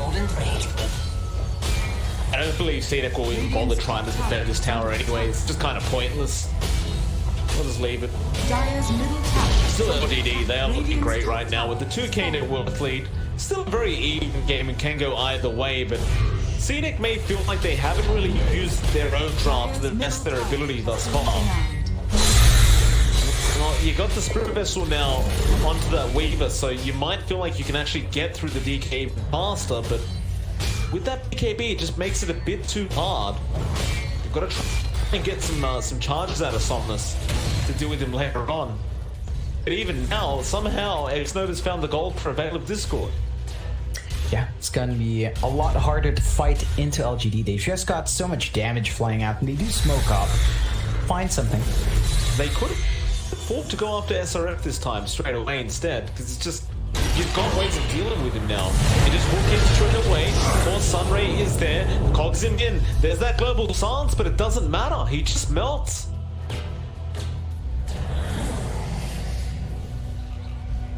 It's LGD, they're just going to keep going. It's a massive commitment from CDEC to pop that global silence there. It's a really long cooldown and one of their best pieces of control, so it's a major win for LGD. And they've still got the dragon form up. They can do a lot of damage towards this tier 2 bot. That they will. Radiant structures are Glyph will fortified. come out once again from CDEC. Dire structures are fortified. XM gonna show himself. They want to keep going up this tower as their siege creep is somewhat protected here by Somnus, but no, they're going to jump onto XM. He does pop his BKB, does get the arena off as well, but of course the kick out there from Chalice will be in heat safe. Now Somnus committing his own BKB, trying to go for more, but he's falling low HP and SRF is around. Dire's They keep pacing here, CDEC. I believe they need to. X-Nova comes in net and just jump away. James still chasing. He has to catch. SRF, he's just going to chain it. Well, they should be able to get the Phoenix, though. No, he gets the egg off in time, and it was a bit of a bait there from X-Nova. SRF prime down, he does chain away. It's low, but he'll be alright. LGD now, feeling like they can just turn around once again. Nobody's going to be there from CDEC. You've got the hook shot off in 5 seconds for Old 11. Do it with flair. But I don't believe he's going to find anyone. Maybe get James, I guess, if Somnus scouts his... And he will give vision. Shot out from Old 11. It was perfect. There was no neutral camp to block that off either. It's a very, very easy play there from Old 11. Yeah, and they really are slowly building up here on LGD. A 3k advantage now on their side. A lot of that farm is riding on Somnus, but this DK is applying that early pressure. He does have the Dragon form back up. They could try to go towards a tier 2 once more. Every single spell from LGD is ready except for the egg. They do have a pretty good position here to just keep chipping away at these towers. Dire's top tower is under attack.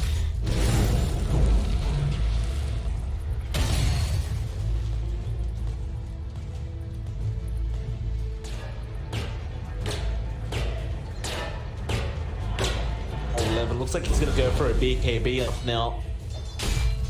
Somnus trying to work towards the silver edge. See that? They've smoked up. Oh. He found an arena around FY, but Old 11, he's trying to go onto Arme. Arme making a run for him. It's like he'll be fine to just get out of here, but here comes XRF now.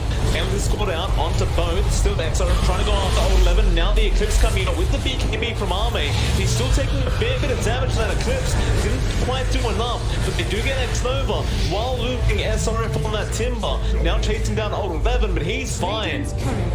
James will also go down at the end of that team fight to Somnus. Gets another double kill. This draft from CDEC is just not really panning out the way they would have hoped. It just seems like every team fight, they take so long to kill off the Phoenix. By the time the rest of their team is just dead. Yeah, it's really not playing to their favor here, CDEC. They still need a lot of farm to fly out onto Ame for the Luna to start being a menace. Surprised that he's actually opting for the SNY, but the added stats are pretty darn good in this game, just to keep yourself protected. One big issue for CDEC is Ame can't really fight without Eclipse, and they've not been able to get the Eclipse out in the way they'd want to in the middle of the arena in these fights, because LGD has been rather split up. So there's a lot of discipline here from LGD in how they engage in these fights. They are pulling ahead with a 7k advantage, and you know, it's starting to be a bit of an issue. Somnus, he's just been all over the map, getting the control out, really hard to deal with on the DK, and it's just setting up for his team so far. Oh man, I'm so trying to farm up, but it's just way too far forward. He'll be KBTB. They might still have the damage. No, Chalice. When he popped that max, he kind of got blocked by his illusions, and he missed out on that final strike he needed. Still, they do get Old 11 now. So CDEC could try and turn this once Arme rejoined, but he's gonna walk his way back. Looks like they're just kind of comfortable with the fact that their POS 1 isn't there. Yeah, it is rather difficult. Again, Ame is going to have Eclipse in around 20 seconds though. This is a bit of an opening for CDEC. if they wanted to force a fight. I gotta say it, like these team fights, it's kind of chipping away a little bit, but ultimately the Eclipse just isn't Dire's top that tower scary. is under attack. Yeah, but you can't fight without it. So if you're gonna fight, you might as well have it up, and when it's down, you just can't.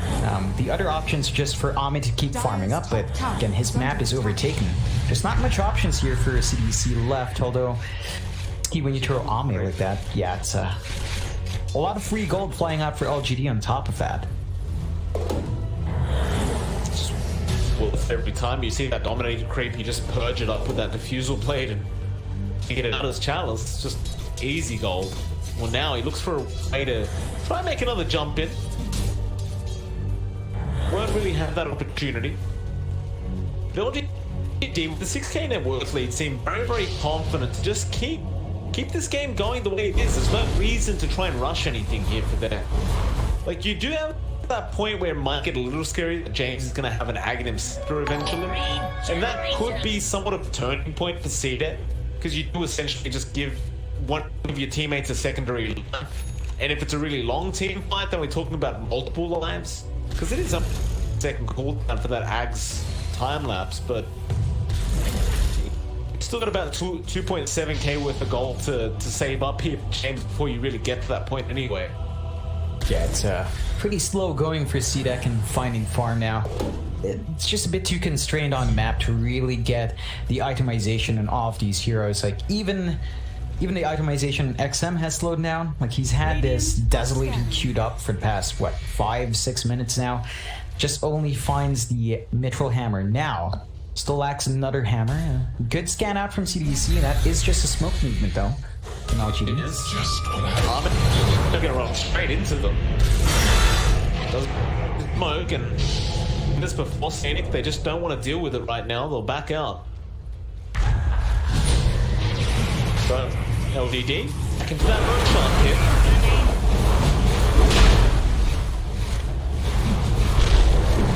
Won't be too hard on a Roshan if CDEC are unwilling to test this. You do see a scan coming out now from LGD, just checking the river. They're not there though, but they have left the Roshan, seeing Ame pushing up that mid wave.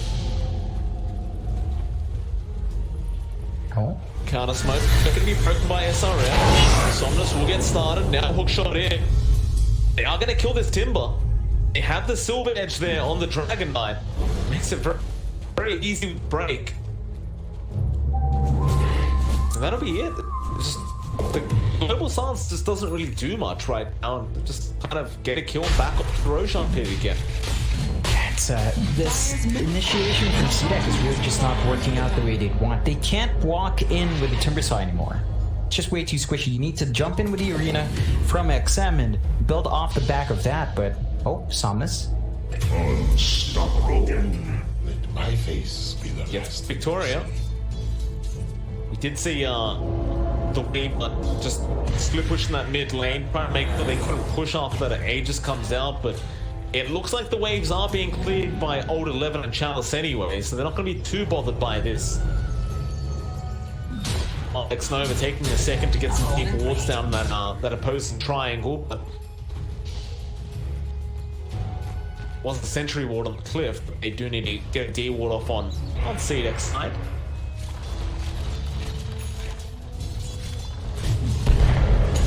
Keep going with this farm. The arena is going to be there to F1, but he just disrupts himself.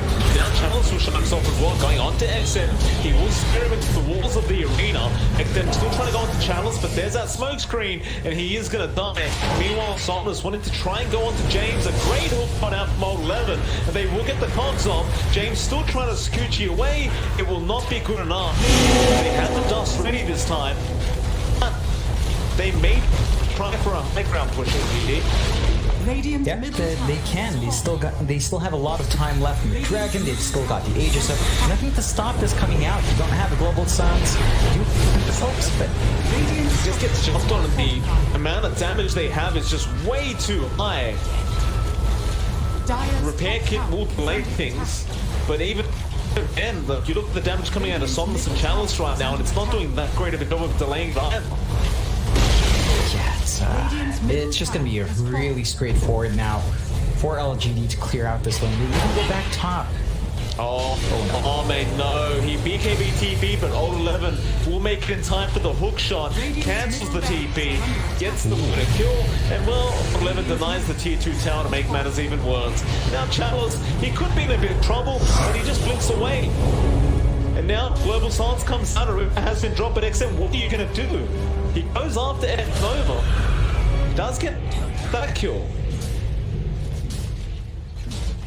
They don't care, they're gonna go back in. Somnus straight back onto the Weaver. Now the smoke screen and an easy kill. They'll go for more. Back onto that Silence. Victoria, he's dead as well. SRF does at least claim the Aegis. James will buy back on that Weaver. Somnus has begun going back up to SRF, getting the break, and they have plenty of damage to follow up with. Hookshot in from old 11, going up to XM, trying to control up that Mars. They're getting a lot of buyback down from the side of CDEC.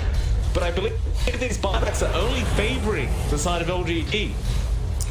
Yeah, they get to keep going on to the push. They get a fresh dragon form out for Somnus. They're gonna have to try to go for one last fight, although it looks like LGD is happy enough. They did lose the Aegis there. Yeah, it's that repair kit again dissuading you from the push. They do have the Ags in old 11, so he does have that overclock now. They're gonna go back in a bit. That Ags is a huge power spike. Clockwork, I've got to say. Oh god, it James. is very, very dangerous to play against. James getting caught out on the Weaver. Victoria almost dying there. Hook shot from a mile away from old 11. Straight onto that Luna. Refreshes, gets another one. And well, Arme is going to die back on the Luna. And it might be about that time to call the GG. And they do call it. Really strong showing from LGD this time around. 13-31, 22k lead. A good reversal from game 1. This does mean we are forced into a game 3. Great showing from both sides. We'll see whether or not game 3 will be a bit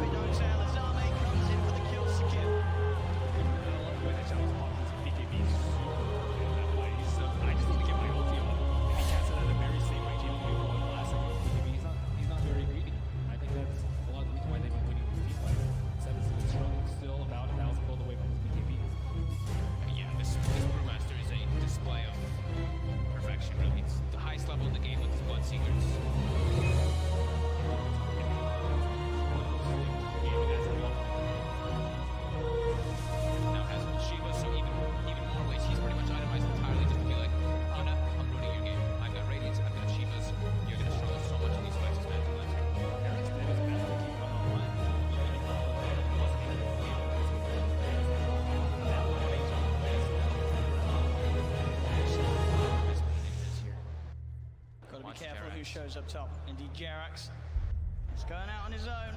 He doesn't expect Arme to have this invis route. As Arme will show himself, Jerax goes across, but Somnus is there. Somnus is not messing without Brooklyn.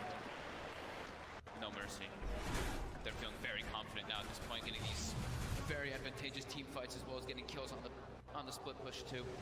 Thompson though, we'll find X-Nova. Seb in as well. Between the two of them, they'll take down the support edge. FY's going to come in though. He hasn't got anyone else with him at the moment. It is just FY, so just playing around with Seb. He has no help around at all, and he's still just making Seb's life miserable. He's toying with him. He's just making him not be able to come back. Look, they're already starting to rotate this Brewmaster and Bloodseeker too, and FY, he's ready to look for Seb. Seb's got to get out. Oh, Seb. As indeed, FY, the patience keeping that control on Seb, buying time for Chalice to come in. Anna is going to look towards the Tusk. Chalice is now there, does have Primal Split available if he wants to look to take this fight. Somnus coming in as well. As Anna, Seb look to hide in the trees. Can they get out of it? Anna's got a TP available. He's into the trees, he's going to show himself in the lane though. They're going to continue to head over. They are going to see Seb make it out in time. They don't have a stun. Anna, can he get out as well? He can. OG will avoid that rotation from PSG.LGD. FY is just so obnoxious there, following Seb for over a minute, just stalking him, trying to have his team come over.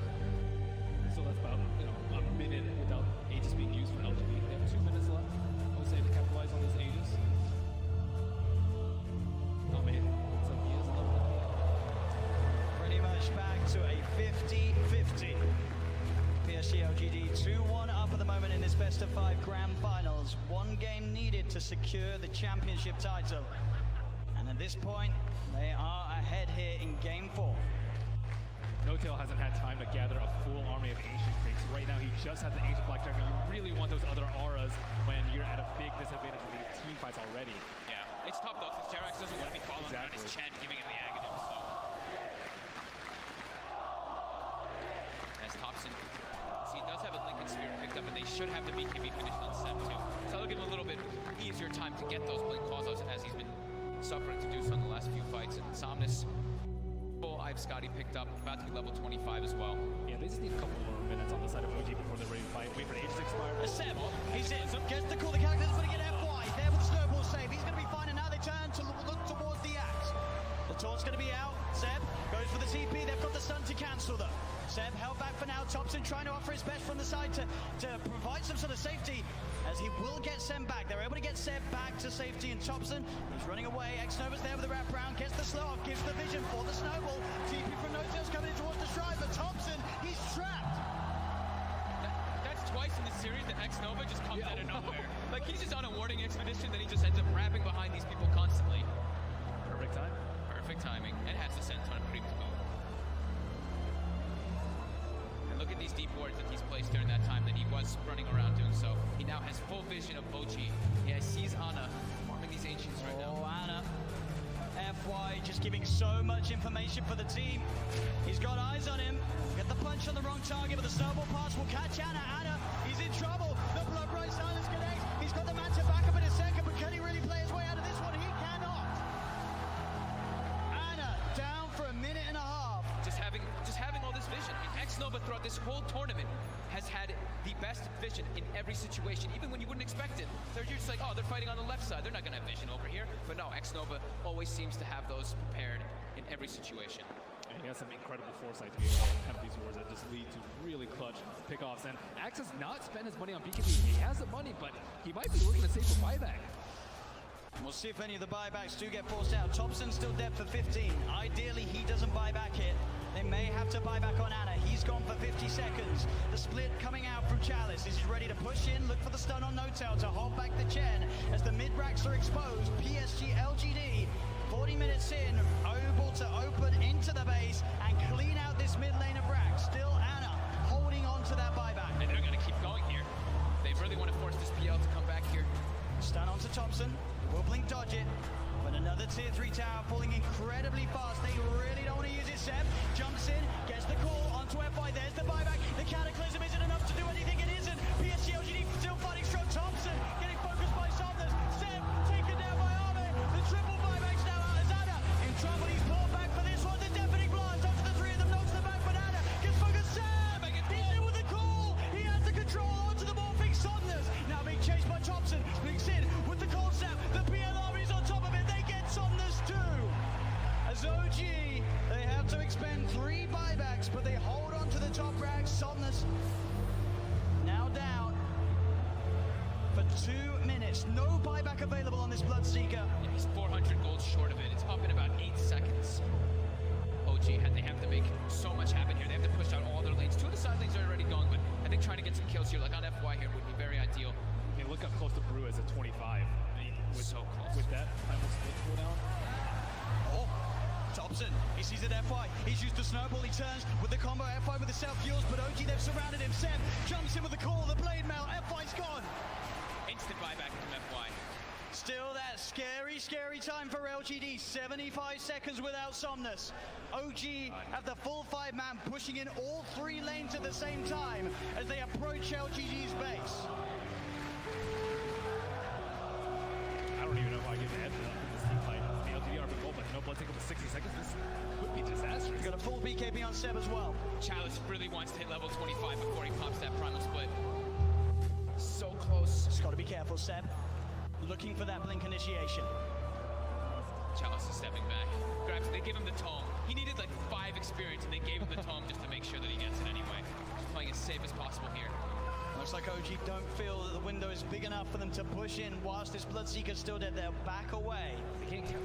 They fought back 3 heroes. They weren't able to get any T3s, and there's no Roshan up yet. Big Daddy No Tail's praying for a Roche right now so they can get that refresher, but it's not going to be up. And maybe we'll dodge a bullet. At least they got a good amount of economy off that, right? It was up to 15k gold advantage, and they chunked it down to 7. Same thing with experience. So they didn't get quite a lot out of that one, but they ideally wanted to get at least one of those sets of racks to get some momentum pushing it with those 3 buybacks used. Absolutely, it is this really scary moment of the game now for OG. We're about 5-6 minutes still without those buybacks available. If PSG.LGD can find that one team fight, it could be the team fight to win TI in this window of time that they now have presented to themselves. Ana's gone full in for that butterfly too. As they pick up also an Aeon discount Jeremy, so protected in O. DD did spawn, however, was killed. It's also pretty scary for Maybe right now. He only has a 5-second BKB, and he does a lot of damage and will get wrecked by the X-Blade Mail Call if he finds it, especially with his BKB now. There's not that many ways to stop him. It's just all about FY and Chalice, right? Just either saving or just getting into the midst of the fights and not allowing OG to get the picks. And the smoke is going to be dispelled. Let's get dispelled. He's in the trees, they're on the high ground, they've got the vision with the Shivas covered, Anna's on his way over, they've got the snowball down, there's the counterplay, Seb jumps in, he's able to find the call onto Challenge, but Challenge already got the BKB out, the Sunstride's going to be down onto FY, but FY will survive. Seb posts the BKB, he'll try and stand his ground, but Seb, he's going to go down, no buyback on the axe, and Jarex as well, surrounded by PSG.LGD, the Eon Disc will proc, but they'll fight through it. He has to buy back immediately. Look at these creep track by these 4 spirits. On the bottom room, they have no creeps in the mid lane. Sienna still holding on to that buyback on Jarex. But as Ben said, the creeps aren't here. It's backdoor. Can they breach through it? It's not looking like it right now. Maybe everyone hitting the same one. That creep cutting, is it enough to hold OG in the game? You see No Tail's already running to just, he doesn't care, he's gonna throw his life for this one. He needs to just keep these creeps out of the base to keep that back door up. He doesn't care if he dies. Which he certainly will, as they get upon him. They find his life. 1 minute now without No 5 Tail seconds and without remaining. Seb. Thompson, Anna, and Jerry. Dire team ban. The only 3 heroes that can offer their defense. PSG.LGD's turn to ban. Team ban.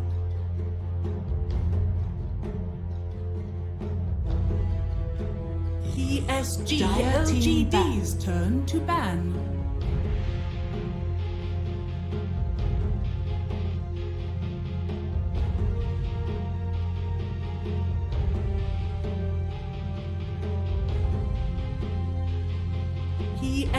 PSG.LGD's turn to ban.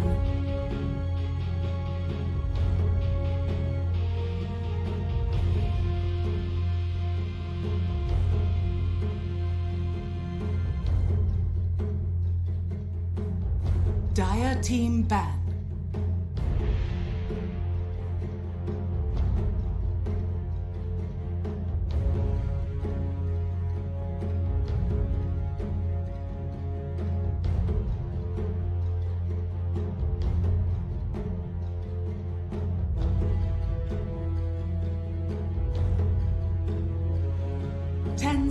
Remaining.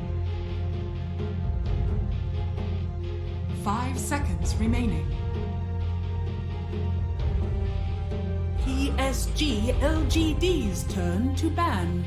Welcome back. We are here for the final game of this series between PSG.LGD and CDEC. It is, of course, MLP Dota and the lovely John Expired. John, welcome back, sir. We're here for the final game of this series, but for you, the final game of the night.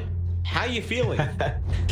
I'm feeling great. You know, it's been a while since we hit a third game in a best of 3, so it's good to finally be back there. And LGD managed to huddle up and get their draft to work. Really impressive performance coming up, especially for Sombus and Oldie Love. Very active on the map, forcing out little movement. And you do see CDEC respect Bander's 2 big heroes, the DK and the Clock, taken out of the equation.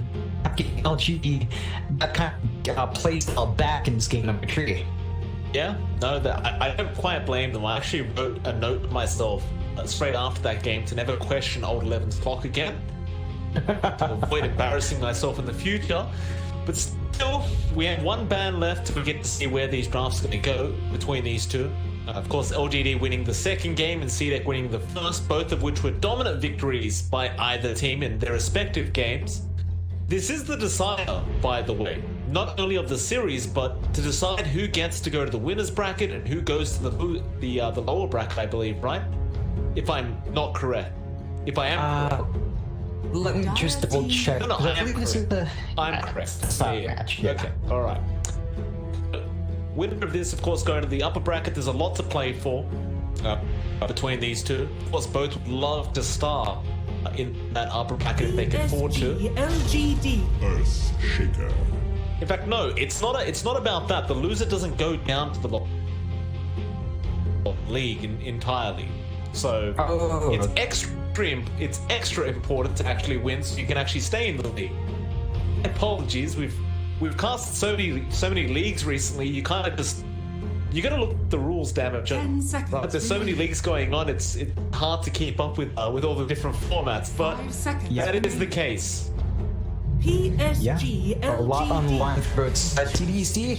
They start off with that chick that we've seen a lot of teams first pick, and they have you can work done with it. CDEC do really play around that shaker well. GD, they start off revenge. We don't see as often. Has been soft comeback, just decent laning presence, decent control, really nice aura that you can build around.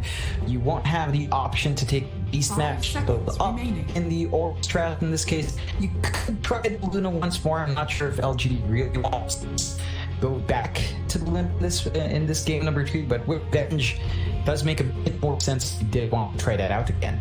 Yeah, no, LGD, their second pickup now, where they're headed with this.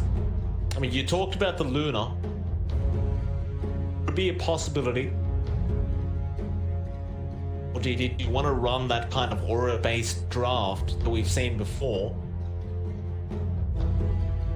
It's also the Medusa. We've seen that before. That added range and the added stats are quite frustrating to play against. But for now, we go into the Tiny.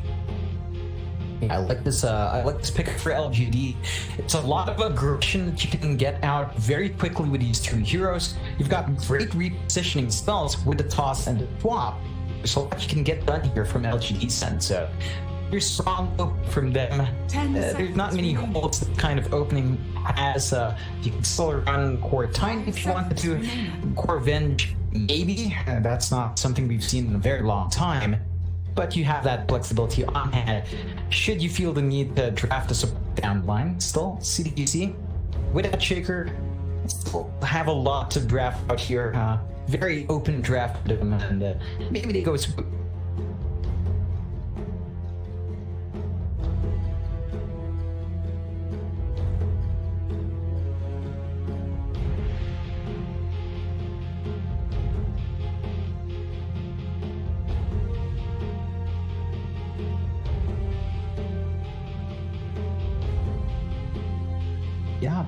Yeah, I think it's a tempo-based hero now. Really have to play with that early aggression, which is fairly difficult. You're not seeing a lot as much of toss plays in the tower now because the nerfs you receive, of course, but you still have that potency on hand with the time. It is much more snowbally though. So the moment you start to taper off, your impact is negligible. You're not going to be getting off priority or not as much as you'd expect on Tiny if it's a pause 4. And items just kill him like a BKB early on, just takes away potency if he so. That's something LGD will have to watch out for. CDEC, they do pick up the NP themselves.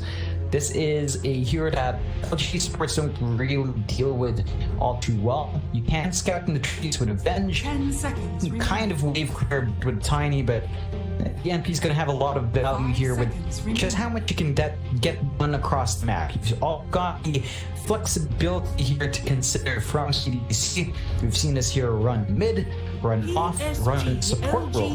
So CDEC, they leave their draft fairly open as we go into the second pick phase. I do really like that profit though, I gotta tell you. It just surprises me that it makes it through, and then it surprises me that it doesn't get first picked by either team. Of course, CDEC will take it for themselves in that second pick. Just the fact that it makes it to this point is rather surprising. However, do see a couple more bans coming out. LGD, they do get rid of the Ursa. Of course, CDEC do just respect ban out the Medusa just in case they wanted to run that bench Medusa. However, LGD will go into the Spectre now. So here we've seen teams fall back to a lot, especially if you want to play a bit of a slower game. You do have decent years to cover your pace there, but CDEC, they go for the response we see every single time. If that's come out, it can be a lot harder for that Spectre to just stand there and fight. Even with options flying at that Reaper site, it scales quite nicely, so you're gonna have a consistent way to keep that Spectre in check. 10 seconds. You've got to be careful with how aggressively that Spec to kind of keep it safe and try to protect it early on. They do have the answers to counteract that hero. That they do. It's always intrigued me as well, because we saw this yesterday. I believe you'd already knocked off for the night and I was with Baskip at the time, but these third pick Spectres, I still kind of question why you'd go for it in such a hero in this position of the draft, especially considering that direct counter was still there in that Necrophos. You saw CDEC, they didn't even think about it, they just go straight into that pick, and you can't really play them. It's Spectre at every stage of the game, so now LGD go for the Invoker pick. Explain that one to me, John. Invoker has not been doing well across every region we've seen it, across multiple regions, across multiple games, across multiple players. Timing of the hero is just very 10 seconds. Lane matchups don't tend to go too well for the Invoker as well. So there's a lot here working against LGD. I think CDEC, they're going to be glad to see that. Now, perhaps they're looking for the debuff the Tornado brings to stop the Ghost Shroud from Necrophos to just get control in the fights. And the Invoker is potent in that sense, but again, it just takes so much investment on the Invoker to get big that if you don't find that early space, you're talking about a Spectre and an Invoker that will need to farm well. There's just not enough space on the map to really get those two heroes comfy. I love the response here from CDEC. The code to the Lifestealer, it's excellent. Just ignores all the early damage the Tiny brings, ignores what the Invoker brings in control. You don't have the best vehicles here. In the Shaker, perhaps in key, you can kind of go around once the Shaker has blink, or just play the NP if you want to rotate, but it's a great hero to have it placed really fast in this case. As long as CDEC doesn't relent, LGD, they're gonna have a hard time trying to get their Invoker and their Spectre enough to handle that late game. Even if they do just take it easy, I don't see the Spectre being able to contest the Necrophos unless you don't have Reaper Scythe or you kill the Necrophos.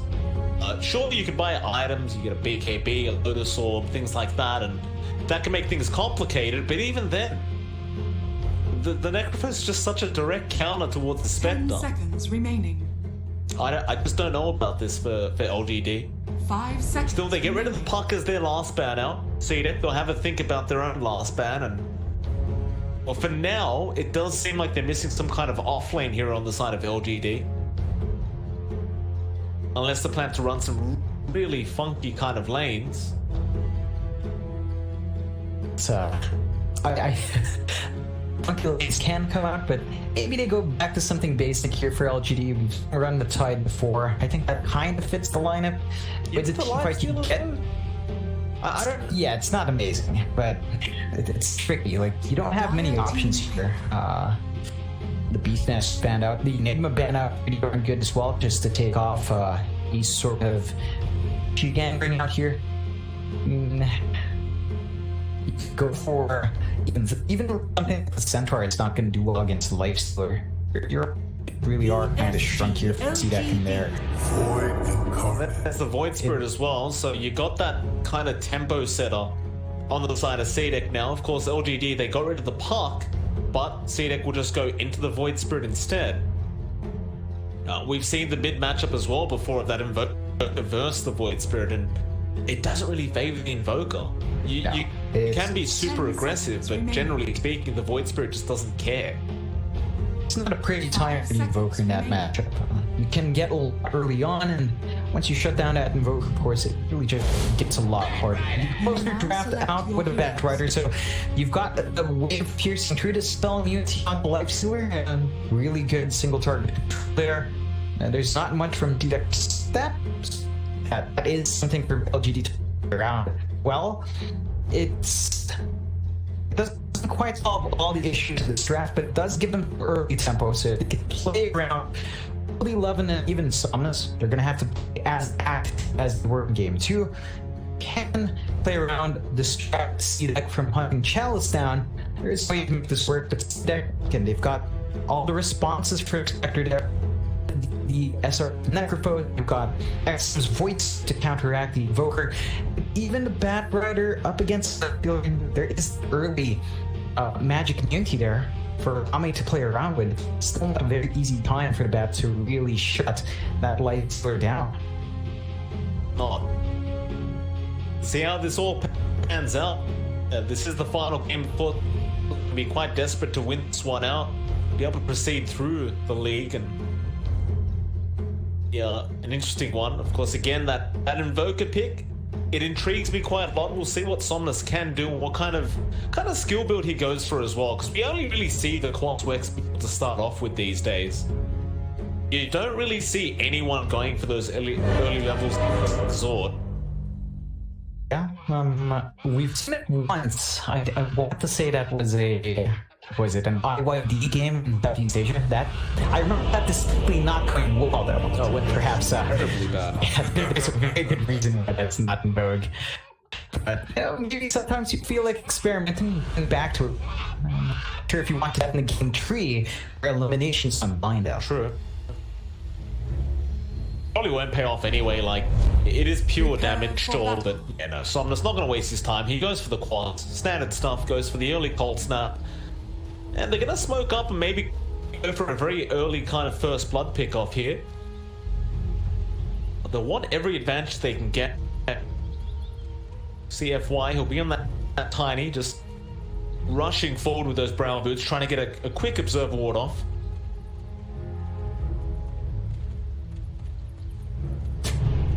Gonna place it very, very deep to that guy's side, and they're gonna see XM, I believe.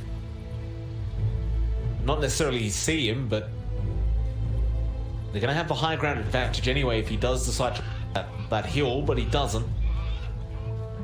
30 In fact, both seconds observer left. wards are just used up around that dire jungle. Of course, the one on the high ground there will give vision over the power rune, which is what they want. Now FY get spotted out by James. They'll just keep their distance here. They know LGD is up to something. FY just seemingly wanting to snag an extra bounty rune for his team if he can. But here comes Arme. Doesn't allow this. Avalanche comes through, FY will take it for himself and just back out. The only negative there is Victoria did manage to get the other one up at the top lane, so we'll still be... No, we'll end up being 3-for-1 anyway. I thought it might be 2-for-2, but not the case. Yeah, it's still a pretty nice start for LGD. I'm committing those resources, at least that's that extra bounty. You do have, Ami was playing a bit of musical games there, walking down bot, but does decide to walk up top instead. Is sometime you're missing out in farm? That first wave is pivotal, and Ami changes his mind, heads down bot once more. Is he certain now? Yeah, alright.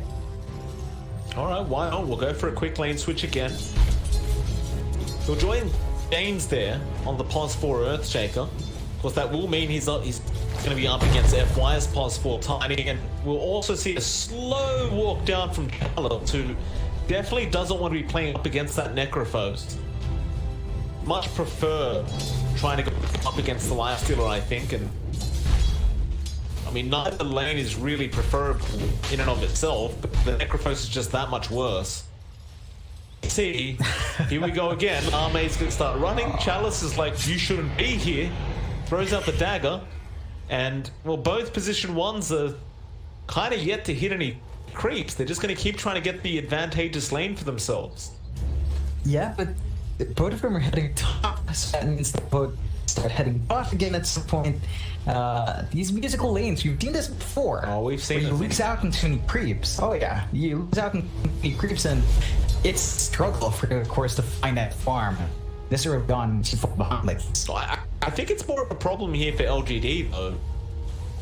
Like, Chalice not finding farm on the Spectre, who already kind of struggles to get any form of farm as a Spectre, can be a bit difficult here. Like, you generally speaking, you want that early Necro book to try and escalate, and looks like he is just going to be pretty set on staying at the top lane now. You'll see Arme put himself there with Victoria, and it looks like they kind of just give up on these lane switches as well. They'll just take the lane, because that does mean that James will now have his lane partner be SRF on the Necrophos, but that's also fine. Like, of course you want SRF to be playing against the Spectre, but if you can't get it, you can't get it. 3% is still going to be very, very effective regardless of who he lanes against. That Spectre still isn't going to feel very safe. Yeah, and it is a lot of a slower start. Oh, 11. I think just chucking in this batch early level progression does hurt a lot as well. Like, so you've sacrificed your Spec's initial farm, you're sacrificing old 11's initial EXP game. It's a bit of a slowdown for LGD that does kind of hurt just a bit more than it does CDEC. Uh-oh, James gonna be chased down here, old 11 with the Firefly. James gonna run towards the Ancient Creeps, and he does not get denied off. Old 11 barely getting the last attack in before the Ancient Black Dragon started swinging away with that, I guess, Fire Breath or whatever you want to call it, and now another lane switch. SRF showed up top, he uses TP, so Arme, or rather Chalice, excuse me, will go down to the bot lane and avoid the Necrophos once again. Where's our Lifestealer? Arme's still up at top, and they're making poor SRF walk his way down. Yeah, it's not going to be a fun time for SRF, but they really just want to get his lane matchups. Chalice has caught up nicely though, number 3 in assists. So despite missing out on that early farm, still managing to find that catch-up now, as CDEC's not able to keep that spec in check for now. It might Chalice be a is little detrimental to bring SRF down like this as well. Because you've already got that level advantage on Chalice. It's like that initial spike you do get as the Necrophos against the spec, not gonna be there.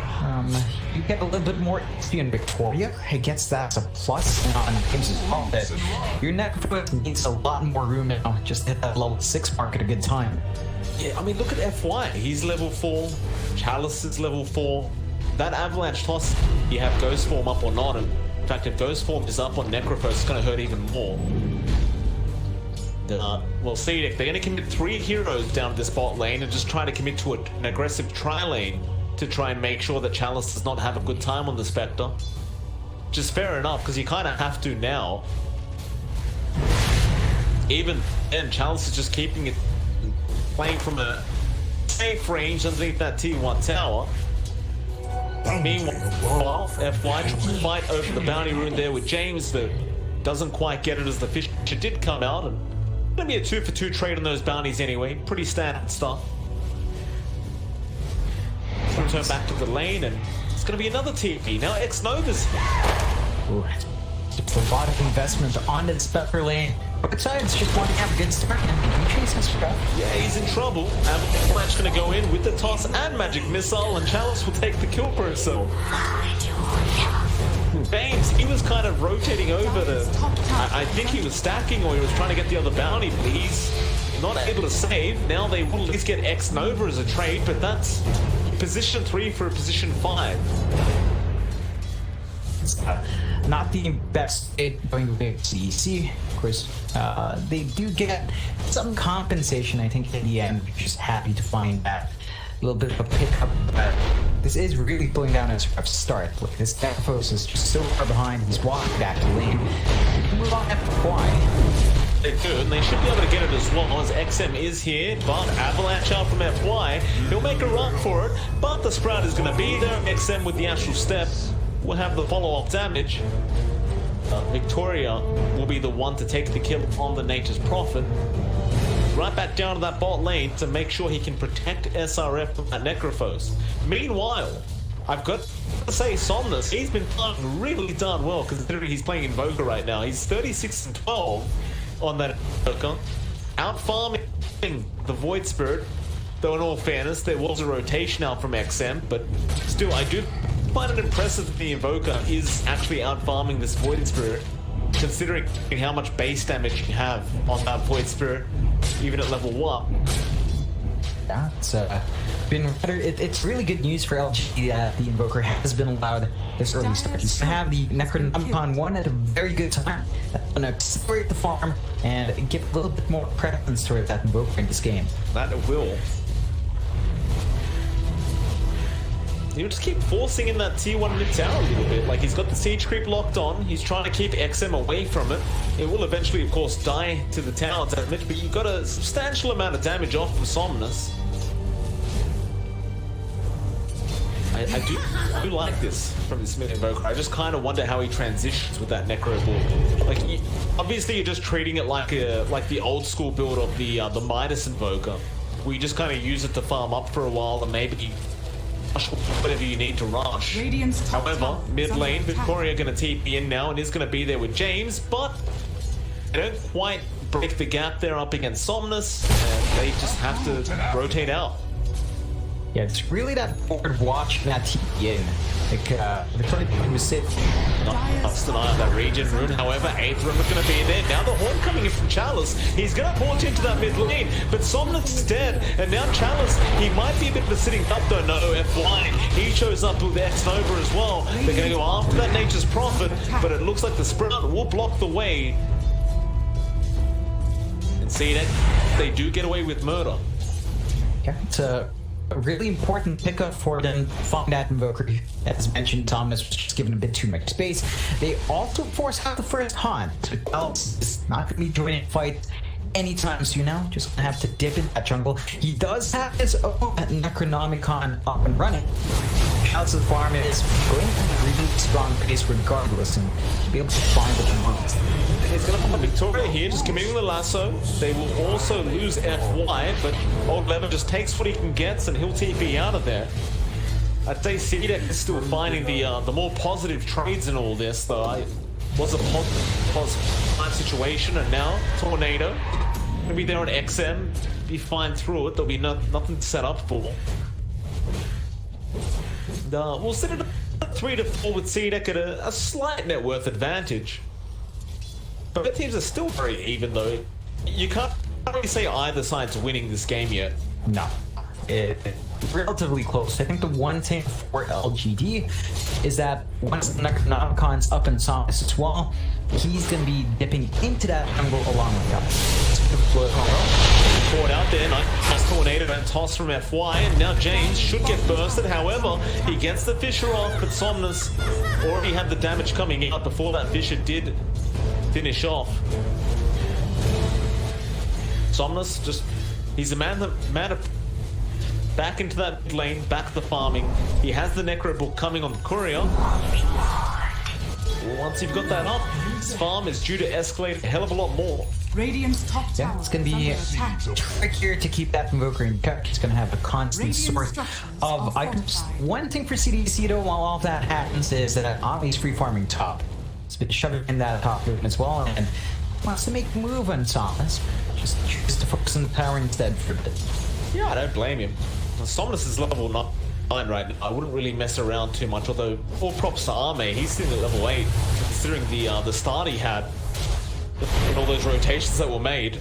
However, bot lane, Victoria, Avalanche toss up high. CDEC, they wanted to try and take a big team fight down to the spot. They don't quite get that, and now they may just have to commit to pushing down that T1 tower. if you do get in range of that tower, it is a bit faster with nature's soft around.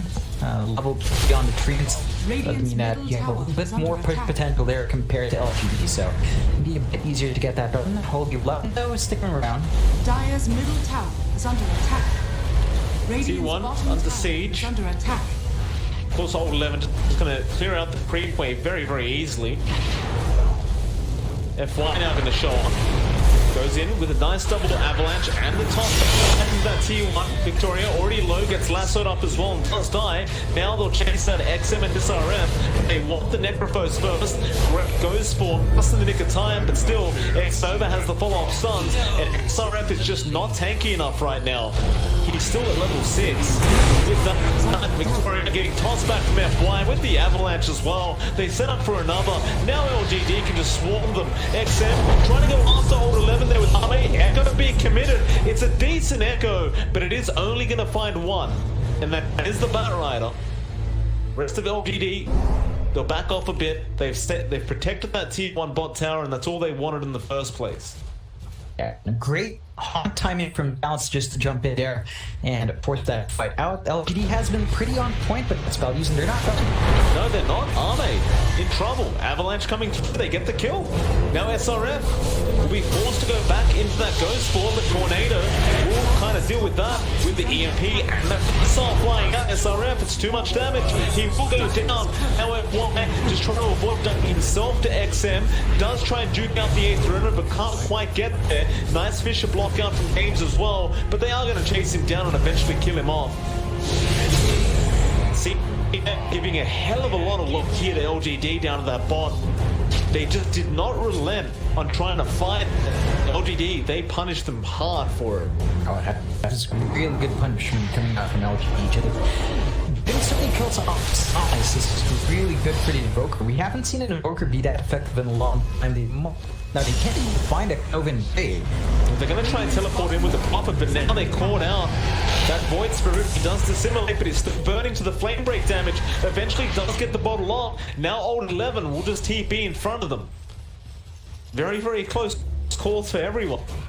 The bot lane and well, CDEC, they're not done. They want to keep going. They're trying to set up for that tier 1 push once more. They know the lasso is gone, and they know to push the tier away, so they should be able to find this effective for them. Though it did come at a huge cost, counting out all those deaths. I mean, yeah, Victoria died back there early on. So there's a lot they bled away towards LGD. LGD, for their part, they just go back to farming. You've got half a minute left for the taunt. You're seeing really good progression on some rushing that's working first. Once you have that up and running on your Invoker, a lot more control flies out here for LGD. That it does. Under attack. Keep doing what they've been doing now. 2k net worth lead on their side of things. Blink Dagger is also up on Old 11, so expect that initiation to be even more potent now from this Batrider. Dire's top tower is under attack. Of course, FY's work towards his own blink, and he'll have it off fairly soon. That's going to be a real concern there, as it's tiny at this time of the game can still really burst down whoever he wants. Those supports are not going to be safe, and I can say the exact same thing about SRF on that Necrophos. He's just not going to be feeling very safe. Even with that Hood of Defiance, you've got to be careful about where FY is. Yeah, it's a huge spike for LGD with these item pickups, and if they do smoke up, if they find something. They're level 9 on FY as well, make matters worse for CDEC, so they can't fight this at all. Old 11 trying to scout somebody out to lasso up, but he couldn't find anyone. So instead, they'll go after that tier 1 top tower. They will be able to claim it very easily, as a lasso does also get James, and he's not going to last long. Old 11 does claim people on the Batrider, and that's just a nice little cherry on top for LGD. Yeah, get a solid pickoff along that objective, so slowly whittling away at CDEC's map control. CDEC is using this time to farm a relatively nice towards just clearing out those bot camps, and you have a lot of space. Ame, who is rushing the Sun, on top of the armor, so just a little bit more durability there. Or lifesteal, not quite enough to have him just stand and fight, but a little bit more presence in the engagements. You gotta see XM trying to be a bit more aggressive, I think, on this Void Spirit, right? Like he's been trying, but it just hasn't really panned out. But now that he's got a double damage room bottled up, I think it might be time for CDEC to try and go for another smoke attempt. That DD does really amp up a lot of the damage that XM can get with those astral steps.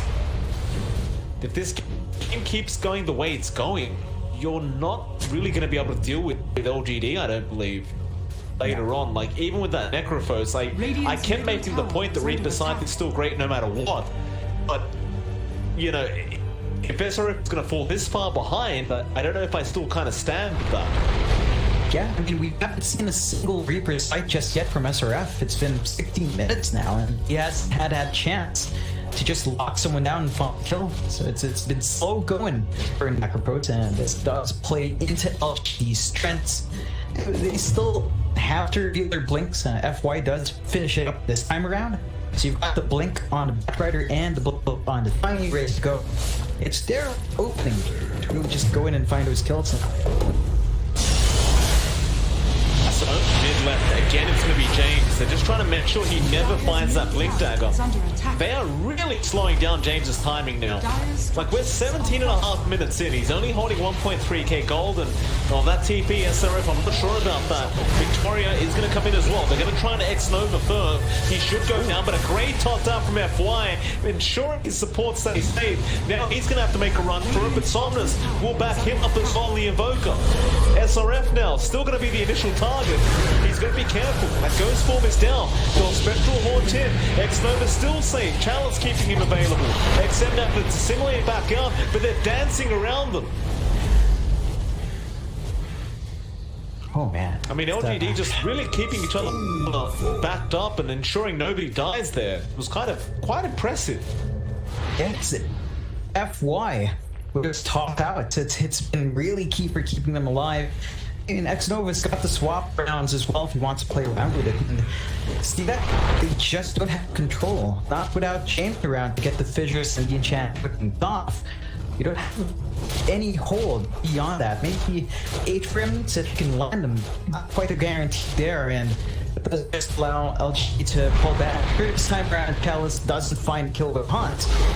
Just goes back to farm. It's a Spectre. It doesn't need to be fighting at this point. It just takes it slow. Victoria gonna die again up in that top lane. It was just a setup there from FY, and Old 11 just happily took the kill for himself with that Firefly. The Chalice is slowly but surely starting to overtake in net worth. Of course, Arme still slightly ahead, but we haven't seen much from him. Just keeps going for that farm, trying to finish off that Sanj and Yasha.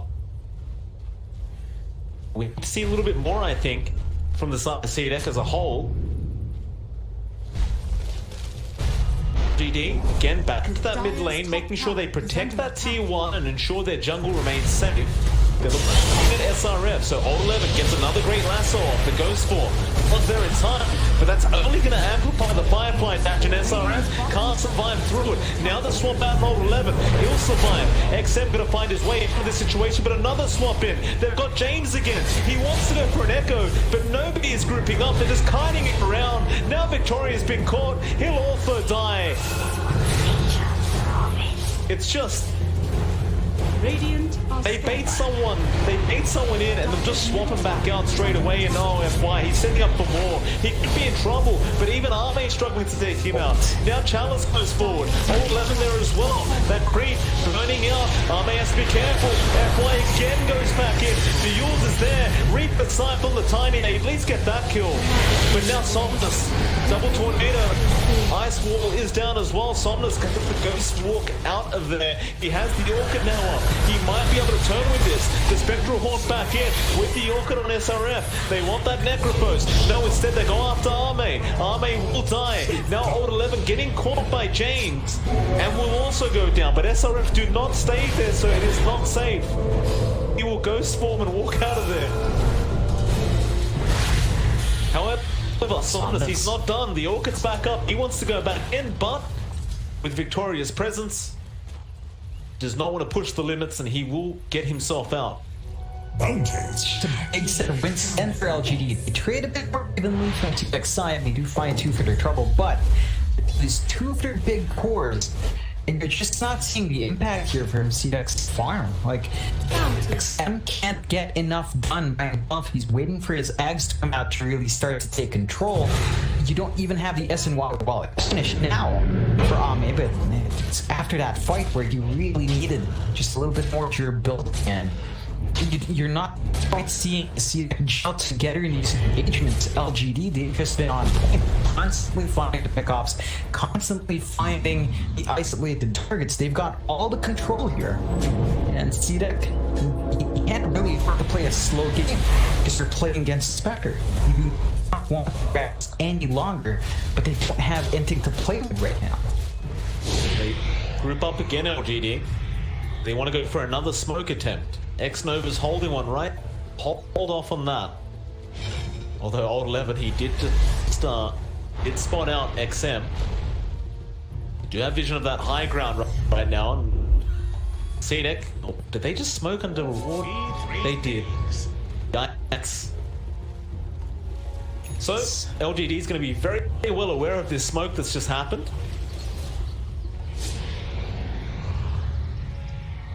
They're just waiting. They know it's coming. Except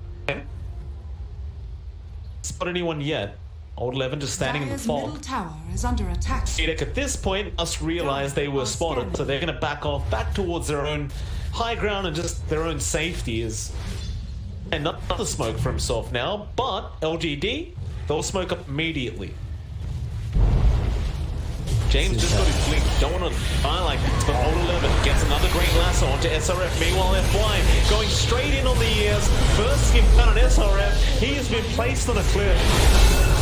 Oh, how dare they? He'll TP, but it will not work out.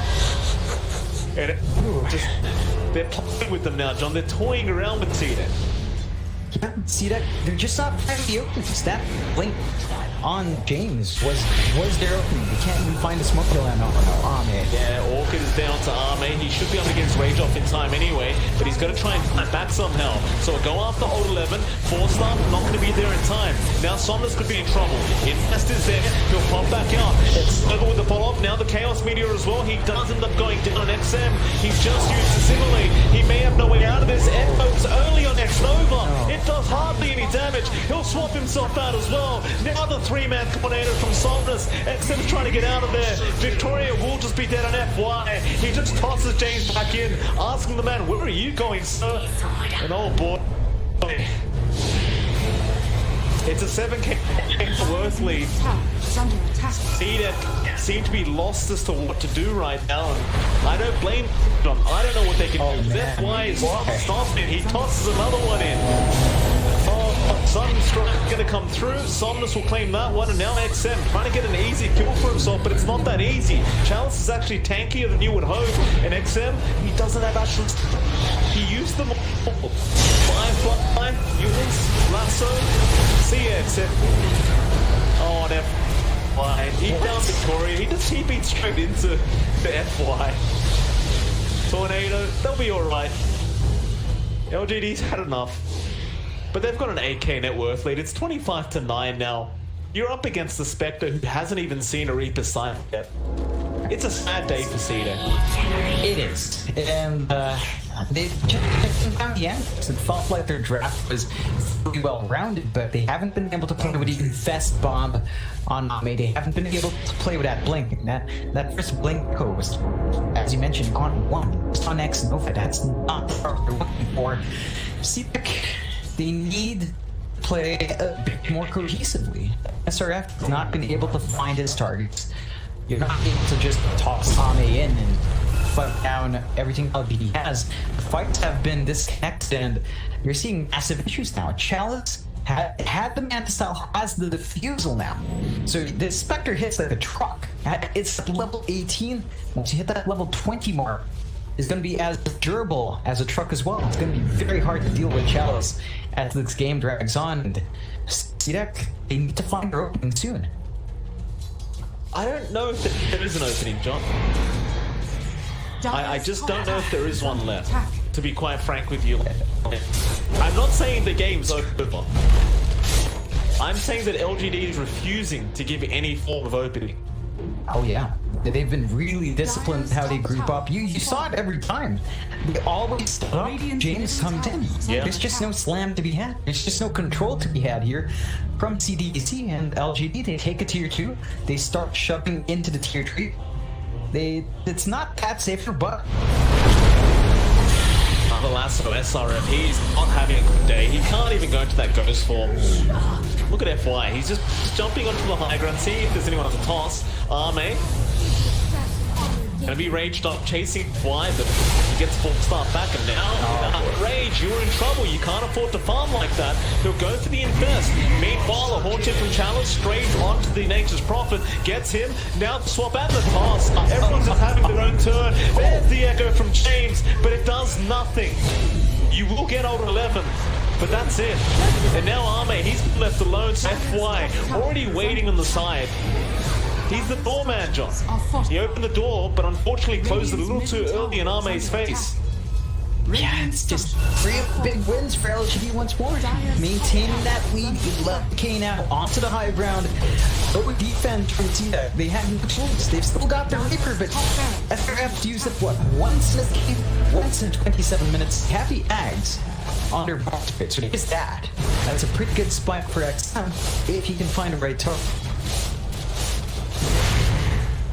Do you think we'll see a Reaper sign on the spec of this game, John? It's looking no. It's just been really hard for SRF. No, we've seen it once on FY. But on only level 1 goes 2, but It was never. FY. Yeah, it's never on Chalice. And that was just once. That Once was this card game. And now you can, you're starting to see your trigger weapons come out, slowly piling up LGD. Again, it can play around that ag on XM, and they do infest up on XM. I want to make a play with it. Okay. There's that Ags though, on Somnus now, so you got that to be worried about. Not to mention FY is just holding a double damage room on the Tiny. And FY is working towards that Lotus Orb now, which is going to make things a lot harder for SRF. The poor guys had hard enough as it is. Scanning. It's just gotten worse, but XM with that Axe, he wants to show it with a little bit of a surprise. With that Roshan pick going on right now, LGD going to be grouped up. There's that first silence, and now the infest popping off, but it doesn't do anything. Here comes the Horde, giving vision on everyone. There's a last well. Who they caught? It is going to be Chains on the Earthshaker. Getting caught and dying early on. Now Victoria getting low, will also die. SRF doesn't know where to go here. He's just trapped up. He'll die as well. Now X-Nova, he's still trying to run away. FY gets a toss off. Arme just wants a kill in this team fight. They still haven't found one from LGD. Chalice, he'll come in now. Arme gets stunned up. XM has pulled back with this SRF. There's your Reaper snack on Chalice. It does come out and he does get the kill, and that'll be up for LGD. They'll run away. Somnus stuck around. Chalice? It's gonna buy it back. They want that road shot. They are not going to give it up. Up again. They're not done yet. You don't have the haunt this time, so this could be dangerous. And mind you still have the Echo Slam up from James. Never actually ended up getting it off. Oh. Smoke up.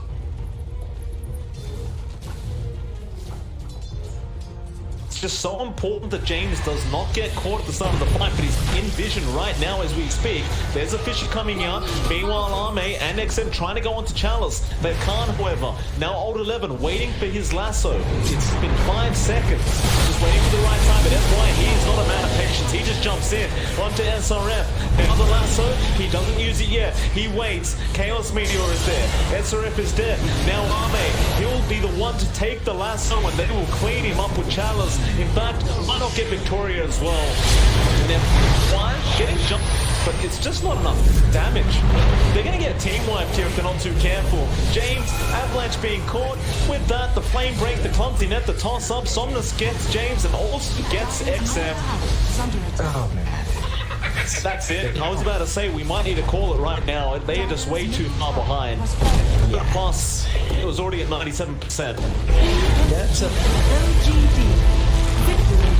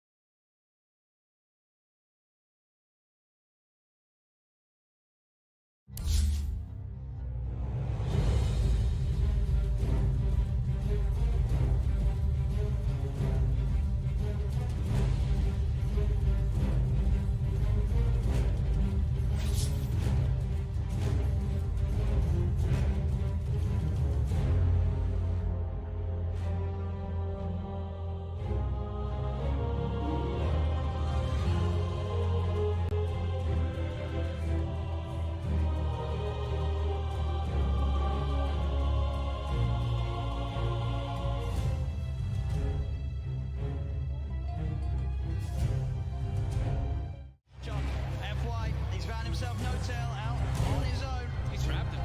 There's no tail. Is he going to get any sort of backup? No, he's